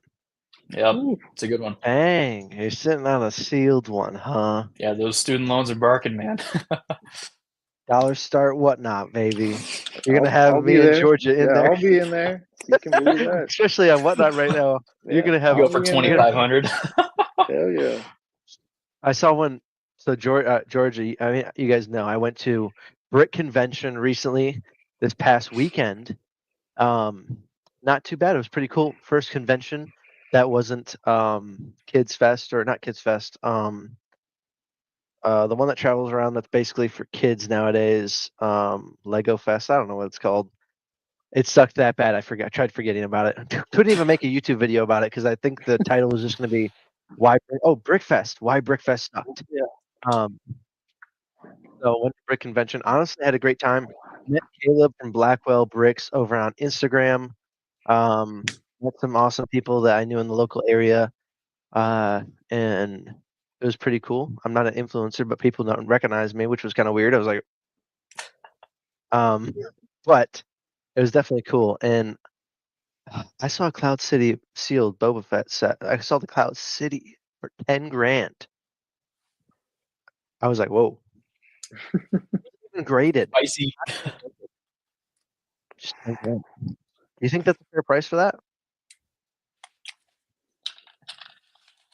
It's tough to I'd say, really. yeah, I'd say probably like 8 to 8,500 right now is probably pretty fair. I agree with that. I agree with that. Probably somewhere around there. I saw, actually, I have seen a BAM sell an open box one for 45 once. I think it's over by you, Georgia. I know there was a BAM a while ago. I should have got it. They had one, I think, for it was like 6 or 7 on Yeah. Bricklink. I remember forever ago. I I really do contemplated remember that getting it. one. Yeah. Yeah, but I never ended up going for it. I mean, that's just one of those ones that, anything that expensive is like, there's just going to be a really big range. I'm Mhm. sure those people that had it at 10,000, if they held it long enough, they probably would find someone that will pay that. Yeah. But And if yeah, they bought I it for $100 back in the day, amen to them. yeah, go right at Great turnaround. Oh yeah. But shit, I don't know. Here we go. So we've got someone dropping some knowledge here about David. Oh He doesn't man, know anything. I Dang, saw it's his text right here. tough crowd. I was wondering if he was watching. Tough crowd. Jandern's dropping a question. What's the most rare, expensive item you've ever bought, either for personal or to sell? Georgia, I know you have kind of been posting recently on your Instagram some of the crazy cool stuff you have in your personal collection. What's that number one item for you, whether it's expensive or not expensive? Like, what is, It's funny you mentioned that because I never ended up finishing that top 10. It just got so busy during Christmas. Yeah. I stopped on day 5 and I was just like, so I'm going to finish it. But I guess I could spoil it. Probably the most expensive thing that I own would be the Piper airplane inside tour, sealed in box. Oh, that's a good one. Yeah. And the one I have too, it's even rarer than the numbered versions. It is actually a non-numbered version that I got from one of the employees who created the Lego passport. So that was like, long story short, Lego every year kind of gets all the managers of all the stores to kind of come together and, just talk retail business or whatever. And this was, I forgot the exact year he told me, but this was a year they had just had everyone come together and, create something to bring in more retail foot traffic. And then they said like the kind of reward would be in a very exclusive Lego set. So his team, they came up with Lego Passport. Lego still uses it today. And so they awarded him and his team members, I think it was like 4 or 5 others, the Piper airplane. So I guess my version is like 1 out of 5. So that one, and I do also have like a prototype Lego set as well. So, but Piper would probably be up there. What's the prototype? You'll have to see on Instagram. I have to. I got to finish that top. I have to 10 wait for you to post it. Yes, because even like premium minifigs, he even reposted me, and I feel like I let him down because I was like, damn, like I didn't even finish it. I was reposting it because I was like, this is really cool. Yeah, no, because you were showing stuff people have never seen. Yeah, but that would probably take the cake for those 2 items. But I'll post about them. So check out Instagram. I'm gonna finish that top 10 hopefully in a week or so. I say that, but Whenever I get around to it, I'll finish it. And you'll see Someone it. type both both of you type your Instagrams down in the chat, please. Mile High Bricks and Georgia Auctions, or the Brick Store on Instagram. I think you were doing it on both, weren't you? Yeah. Yeah, that's what I So thought. yeah, my Instagram is it's the same as my name, all one word, and then thebrickstore.us. There we go. Let's see. Mile High Bricks. You can't count the Cloud City set, okay? Yeah. Do something different. That doesn't count, okay? What's the gem? What's the most expensive single item? I mean, if I'm being honest, that's it. Oh I my don't God. have. Wait, was that the $6,000 purchase for a haul you said you got? No. Okay, I was about to say, okay. No. I got it for much cheaper than that. No, I promise. Yeah, I don't have a lot of like high dollar individual items. I just have a lot of like, sealed sets that are in that $400 to $500 range. Time out. Sorry, we got another timeout. Update. The merch has sold out, people. All I gotta say is freaking thank you. And Sean's kind of here. Sean's not even here, and the merch sold out. That is freaking awesome. I don't even think I even got in on that because I'm in this show right now. So you guys killed it. That is freaking awesome. I'm gonna have to go make my own merch now. Back to you, Mile High. There we go. Back to you. Oh, yep, merch. See, Georgia, where's your merch? Why aren't you representing? I just got home, man. I got a shirt upstairs. I thought about wearing it, but I didn't have time. Got the singular Lego sign next to the kitchen door. Mhm. I mean, I don't have anything, so you guys got maybe. I just have a dark room. I think I've got. That's a clone trooper, I guess. It's, I don't know. Hey. So, Georgia, you said the prototype. Mile High, you've got your lame ass Cloud City. I don't care about that. That's Boring. stupid. Yeah. Boring. Let's see what I've got. So probably the coolest item that I like myself, it's downstairs, but I have the 2011 manager's gift box of whiskey glasses that they have that they handed out to the managers. It's got the card, and the still like this thin little piece of paper over everything. It's the whiskey glass, about normal glass. It's got the 2x4 brick on it, and it's got the duck. They're all laser engraved onto it, and it looks absolutely awesome. I won't lie, like it is so cool. And that to me is really cool because I think you can only find them for maybe $600. And it's not that expensive, but it's still cool. Something I recently got gifted to me recently from a good friend of mine that used to work at Lego. I picked up an Osprey. You guys may have seen me post it here and there. I actually picked up two, but I kept one for myself, and then actually sold one recently. They just shipped out today to another friend of mine who's just going to be doing some printing for me, but he used to be a pilot of a V-22. So that was really cool. He used to work for Boeing too, so I mean that overall is just really cool. So I was happy to find a good home for that one. And then I've got mine. I think I'm gonna have something done special for it. Maybe have some of my friends that are pilots here on base since I'm active duty, maybe sign it. That be cool, right? That's awesome. So that was my thing. Let's see. Did I miss any questions? Oh, there's a question right here. Let's see what he says. Are there any sellers on Whatnot who sell graded figures? Because I don't really know how I feel about graded items. I'm pretty sure I could answer for all of us. I don't think there's been anyone that sold them consistently. There's only been one person that I know that has sold graded items on Whatnot. His name is M Headroom. I think we've all kind of been there, watched the shows, because when he does pop up in there, it's like the most like why are you selling this on here? Don't do it. Like he sold a graded New York Toy Fair Iron Man and Captain America. I think was it 95%? I think it was. I think it was 95%, and it went for $2,500. Yeah, something like that. Yeah. I mean, it was painful to watch. I was like, oh my god, but this stuff. But it was some really cool stuff. It was used to work at Lego. Awesome person. Crazy amount of inventory that he's got. I'm sure he's got that Lego 401k. You know what I'm saying? Let's see what else there is. Jander asks right here, what's your favorite Star Wars minifigure and why is it the OG White Boba? Well, I'm not gonna answer that. It's not my favorite. Get out of here.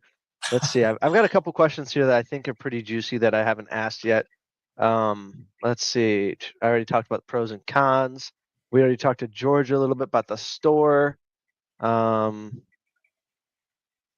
Here's a tip. Here's a question for you, Georgia. What's one tip, maybe two tips you would give to someone that's considering opening their own Lego store after doing Whatnot or whatever, Because there's not many people that are on Whatnot that have transitioned successfully to opening up a store.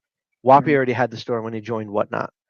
You did it as Whatnot first and then the store. We've got, I think, how many other people are there on Whatnot that have a store? You know what I mean? There's like two others. Right? Yeah. Well, there was three at one point. Florida Brick.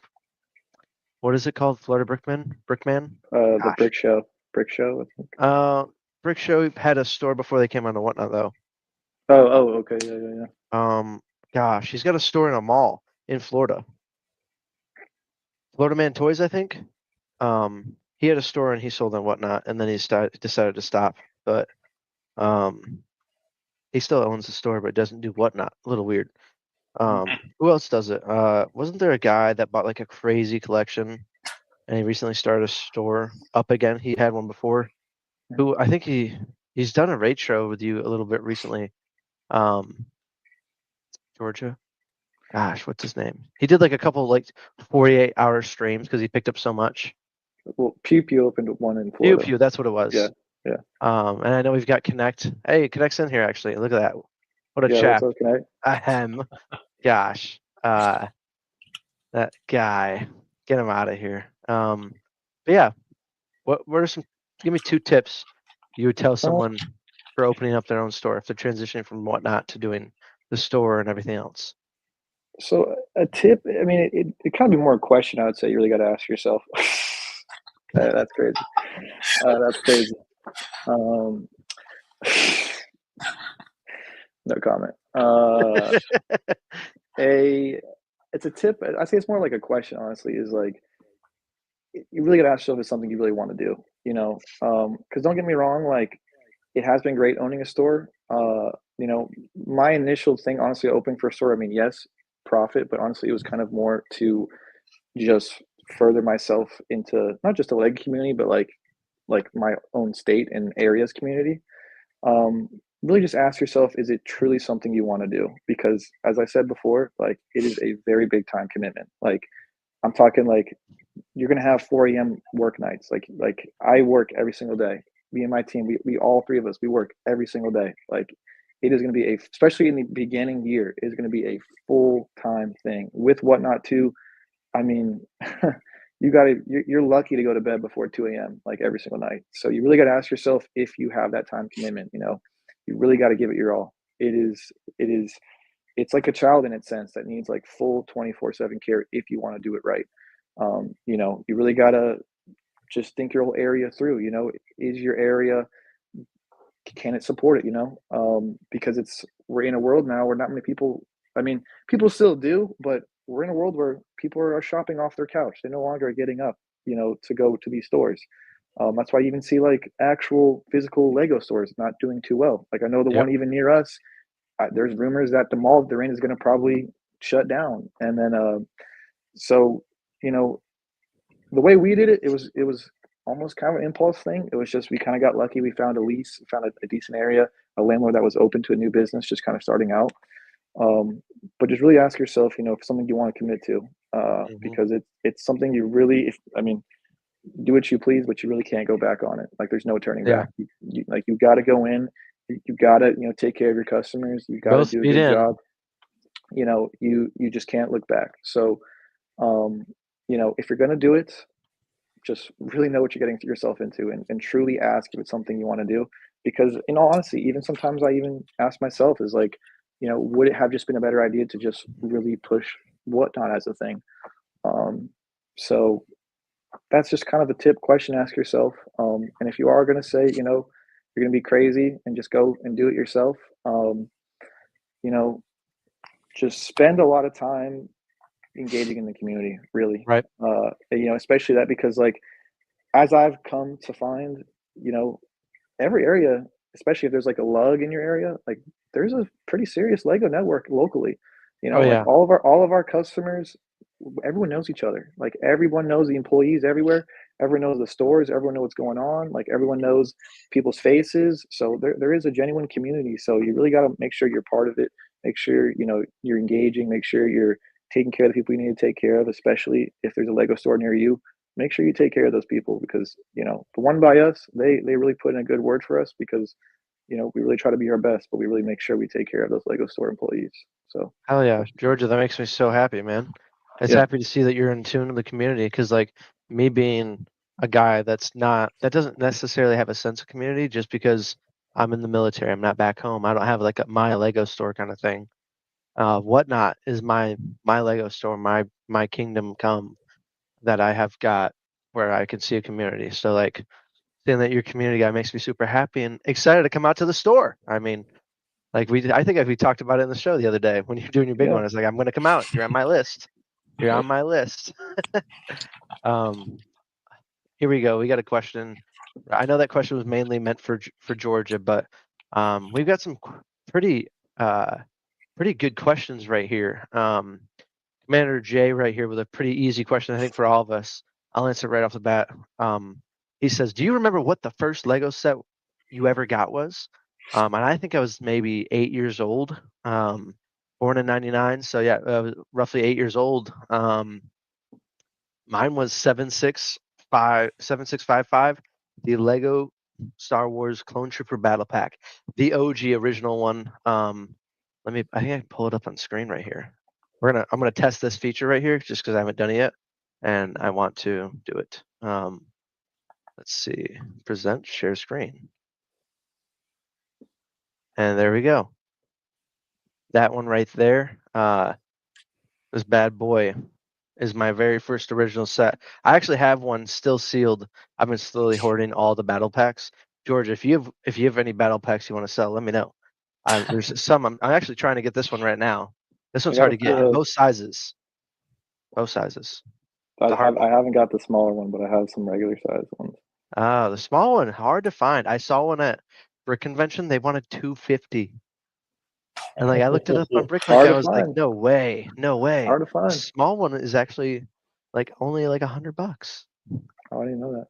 $120. I was like, no way. But I've got most of every single one. So I just picked some up from Denver Bricko, which is in my last video. But for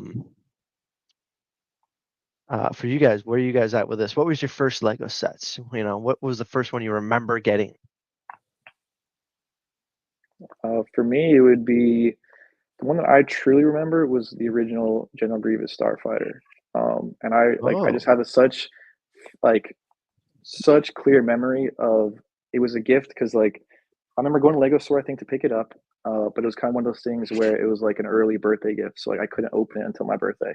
But I remember just being as like a little kid and just taking it with me everywhere. So I just remember so clearly we went to it was just I don't know why I brought it to we had one of these safari places, like a drive-through safari type of thing you can do, where you can kind of feed all the animals. And I brought it for some reason on there, but I would just slowly tear away at the box to finally open it. Until I got to the point where I just torn away through it was just practically open. My parents were just okay, here's your birthday gift.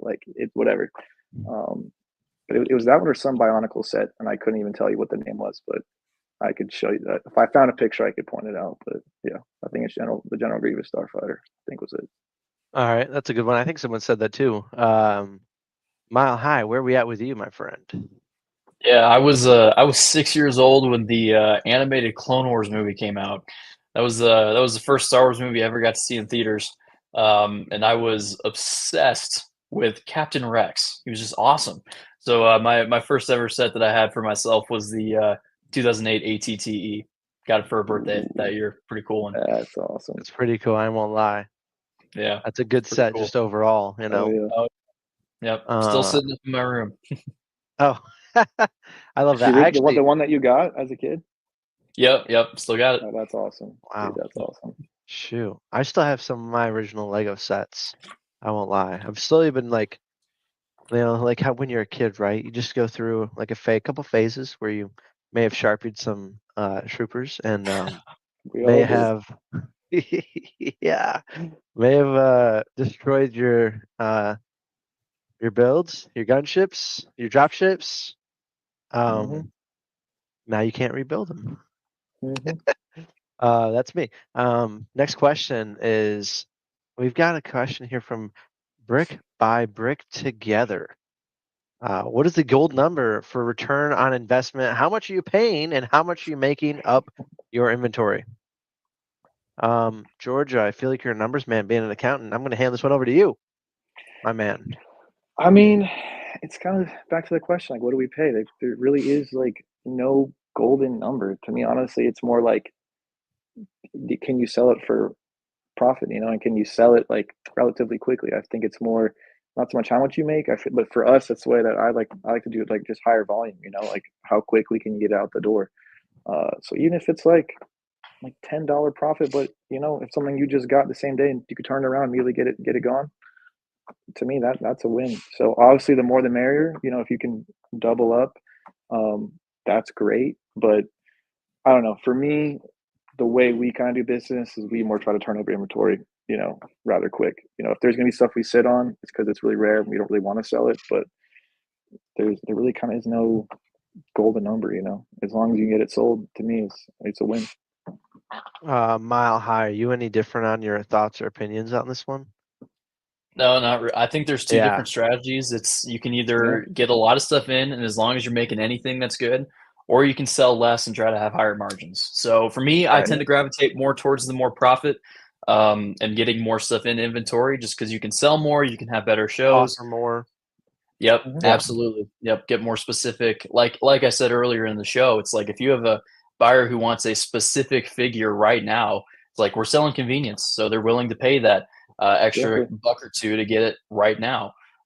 So yeah, I'd say I definitely agree with Georgia. There's not a magic number that you're looking for. It's really if you know that you can turn it around quick and make a couple bucks off it, as long as you can justify the time it takes and the opportunity cost of not selling another fig, then might as well go for it. I agree with that 100%. Leading into the next question from the same good old sir here, we got market value is easy to find, but how are you buying under market? He asks, is it cash? And I know for a fact right now it's not necessarily a matter of cash. It's a matter of geez, mustache. Don't have a mustache, guys. It's not cash at all. Maybe occasionally, right? Like I went to a brick convention and I had a couple $1,000s cash just in case, maybe I saw something I genuinely wanted. No, but I did see this. There was nothing I wanted because it was all overpriced. But I did see that everyone on their tables had a little sign that said cash is king. That's because they don't have to report it and there's no fees, Mhm. which is still accurate. Like I believe that through and through. Like if I do a garage sale, I hope everyone's bringing me cash. I don't have to pay any fees, nothing, no tax. But you can't buy at market value and sell at market value because that means you make no money. You're probably losing money.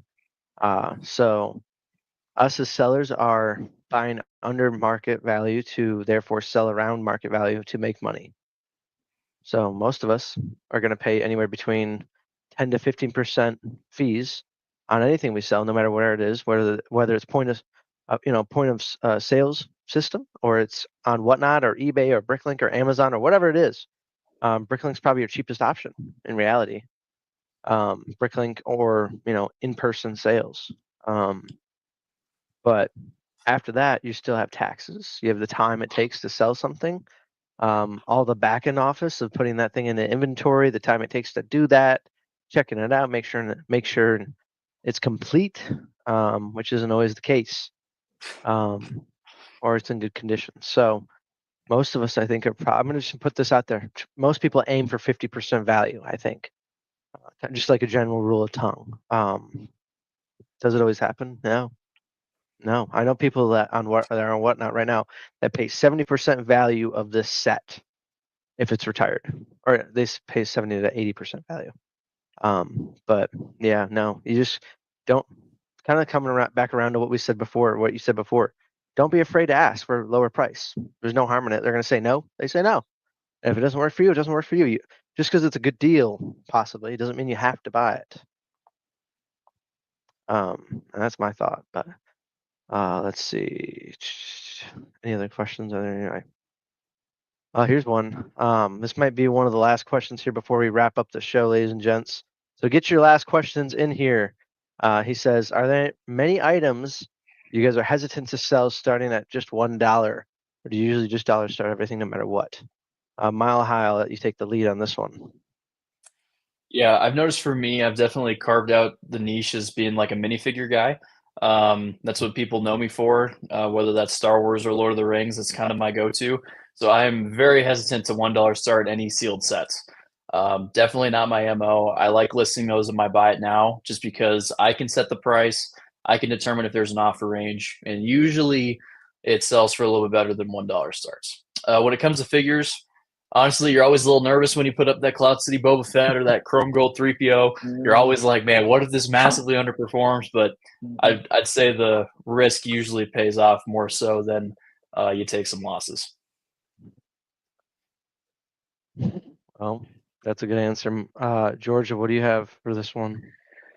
I mean, from just kind of my experience now, I wouldn't really call it hesitation. It's more just like I know that's just not a good thing to start at $1. You know, there's certain things that Comic-Con there's just figures, you know. exactly like I learned Sunday night. You know, but I mean, we've dollar started before, and they did fine. Yeah. You know, it depends on the now crowd. that I You know. exactly, and now that we have the store, you know, I do kind of have now 2 avenues to where to sell stuff. There's some stuff that is going to sell better in the store. There's some stuff that's going to sell better on Whatnot.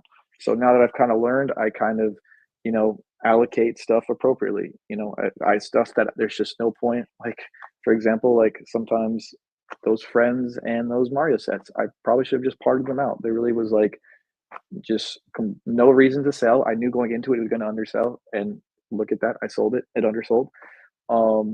So that, you know, when it comes to doing a big show too, what I found in my past is like you kind of got to be confident about selling it, you know.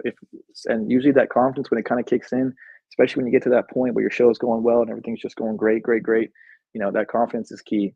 So because if you're confident that it's going to do, you know, decent, you hype up your product, you know, you let these buyers know like why this is a good product to buy. Like, this is a pretty cool item, you got to let them know, you know, it should do fine for the most part. But that's part of this whole kind of auctioneering thing. You know, no auctioneer has sold everything for premium dollar. Like, this is just part of this business. Like, you are going to eventually have something that undersells. That is okay. That is just the name of the game.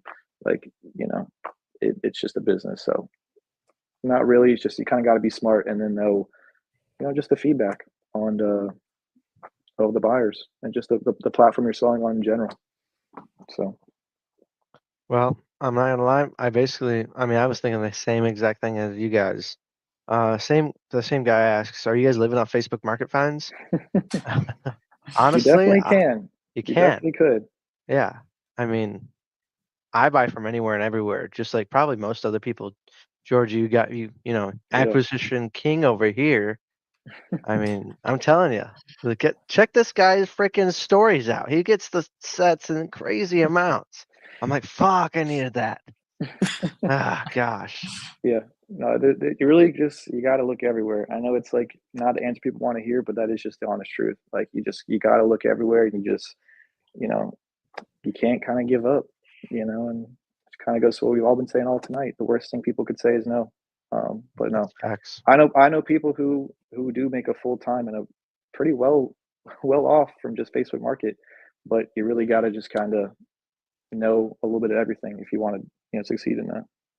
It's honestly like a grind no matter what, you know. Oh, It's yeah. gonna be, you know, like, I don't know about you guys, but like I get 5 to 10 messages probably a day about a collection or something I need to buy, or someone's, hey, I've got this, hey, I've got this. Oh, yeah. You know, and probably a good 2 out of the 8 people we don't meet an agreement because they're like, I want Bricklink value. And I'm like, well, I can't buy a Bricklink value. And then the rest of everyone is usually pretty understanding. So like, honestly, it also depends on like what your kind of presence is. I mean, Georgia, you and the Brick Store have a pretty decent social media presence starting up on Instagram, and TikTok, going over on the TikTok right now right before it gets banned. I I know, see right? you. I see you out there. Oh yeah. Um, but like, I mean, I think that definitely helps drives traffic. I mean, Whoppy right now has been pulling in collections. I don't know if you guys watch his YouTube, Oh yeah. Whoppy. Someone give him a shout out to Whoppy over here. Man has been Crazy. pulling in collections left and right and middle and down and up and inside. I swear to God, this Oh man yeah. is going all across the country to buy them too, and he's getting some crazy stuff. But hmm and like I just watched this video today. I was like, holy shit! I thought he said this wasn't all heaters. It's all heaters. Like the entire Lord of the Rings collection. I was like, God, I Yeah, wish. seriously. hmm But if you, the main reason why this guy's asking so many questions is because it looks like he's considering opening up a store. As he says right here, been on the fence about doing a Lego store, waiting on people to walk into the store and hoping they buy. Is that something you find yourself sitting? You guys are in the store for hours and hours on end. No one walks in. You guys are just going through counting the same bricks over and over again, biding time until they open or close. Is that what happens? I mean, it's with all retail business. Like, yeah, there's Yeah. gonna be your slow days. You know, people got work, kids got to go to school. You know, your weekends are gonna be your busiest days. But it's just the thing is with that is you gotta, you know, when stuff is slow in terms of a customer buying in, you know, there's plenty of things to do. Like I am never short of things to do. There is so much inventory that still has to get prepped to get ready. So there could be a day where no customers come in. It can still be a productive day because we are getting inventory ready for sale. So and that's just kind of a big thing with that. You know, if you are gonna do a store in this day and age, I definitely would work to have an avenue where to sell your stuff in case, you know, the retail sales don't do that well. Dude, like it's honestly this day and age, I feel like it's very hard for no matter what business you're in to solely rely off retail sales. Like that's just that those days are over. Like you have to Oh have yeah. an internet presence. You got to know how to sell on the internet, whether that's Whatnot, eBay, Facebook, wherever you go. Like you got to know where how to sell this online in case you don't have enough foot traffic in store. Because Yep. there's times like where you know it could be dead, but hey, I'll hop on Whatnot for 30, 40 minutes, do a little store tour, might make a sale or two, and then you know that'll take care of the overhead for the day, and it's cool. So Right. Yeah. No, that's I just get kind of that totally. that's just kind of that.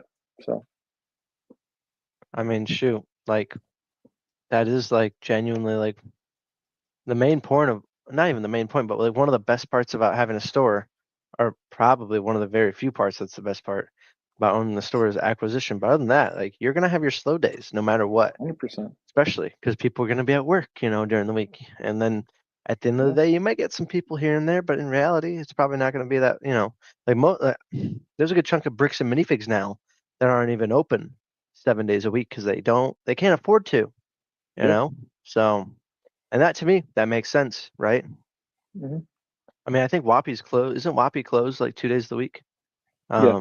And He's like to on. me, that He makes sense. closes Mondays and Wednesdays, and even we're kind of deciding, you know, to adjust our days because especially right now, like January, February, retail Oh wise, yeah, it's down season. You know, everyone just spent a boatload of money for Christmas, New Year's, and then right now, you know, everyone's getting back to work, getting back. You know, they just took their ski trips or whatever. So you know, it's kind of a little slow season right now. So um, you know, you just kind of got to know how to stick through this end because yeah, holiday season is going to be your saving grace. I mean, I know some stores that they literally only open Q4. Like they're closed the rest of the year. They are only open during Q4, and and they they they go do their thing. crazy. Yeah, Like they I've will seen sit that on too. inventory literally all year and then just sell it all in Q4. So Yeah, you I know, mean, it's the same kind of that's the same concept as like some of the Halloween stores that are, they pop up same exactly. location every year for Yep. Halloween season. They blow hmm everything out of their back just to get everything out hmm of that goddamn store. Then they close up hmm shop and they're gone. And then they come back hmm next year. hmm All right, so we're at 1:59 on the clock. This is gonna be the last question here. This is from Mateo Cockmahon. I can't say that. Mateo, here you go. Hey Fritz, do you guys think the frigate will include the corresponding Cobb-Vanth minifigure? What do you guys think? Honestly, I can't really give an opinion on it. I have no idea. Yeah, I didn't We'll even know find that was out coming. soon. Yeah, yeah, we'll that find was the out first soon. time I've heard that too. So News to me. Got me beat. But without further ado, I just want to say thank you for everyone that has tuned into the show. Georgia, take it away with plug yourself a little bit, guys, please. Georgia, yeah, start off. I mean, yeah, we're on Whatnot. If you guys already know us there, Instagram, same exact name, just full word, Georgia Auctions. Now we just launched a website too for our store. It's our Instagram, thebrickstore.us, not .com, .us, thebrickstore.us. Instagram, TikTok, website, you name it. I don't have a card here, but you'll find our information on our Instagram. You can reach out to us, my Instagram, through Whatnot, whatever it may be. Yeah, that's pretty much us. I really appreciate you having us tonight. I thought we had a really good conversation tonight, so thank you. Yes, sir. And hey, let's get some likes in the chat. Maybe we'll see these guys back. I think we're at like 69 likes tonight. 70 likes. We got 60 people in here. Come on. We had 85 at one point, almost 100. Mile High Bricks, your turn. Take it over, my friend. Yeah, likewise, I'm on Whatnot. I'm celebrating 10K pretty soon, hoping to do that sometime in mid-February. Huge accomplishment, less than a year. So yeah, go ahead. If you want to check me out over there, we do shows pretty much every weekend. Also got an Instagram, Mile High Bricks 5280, just for some shipping updates, some FIG updates, all that good stuff. So always happy to get to know you guys and just chat with the LEGO community and just get to know everybody that makes it the special thing that it is. And yeah, huge shout out to you, Fritz. Thanks for having us on, and the ACOB host as well. Thanks for inviting us. It was a fun time. Well, thank you guys so much for coming in, being a part of our FIGANOMICS Tuesday night show. We ran about 2 hours, like I said, maybe a little about 2 hours, hour to 2 hours, a little over. Maybe pulled the string there on that one, but thank you guys for popping in on this. I hope you guys enjoyed the show. Maybe we'll see you guys back. My name is Fritz, and go check out the YouTube video we just posted. It's kind of cool. You might like it. But without further ado, ladies and gentlemen, that'll do us for tonight's Tuesday show. Peace.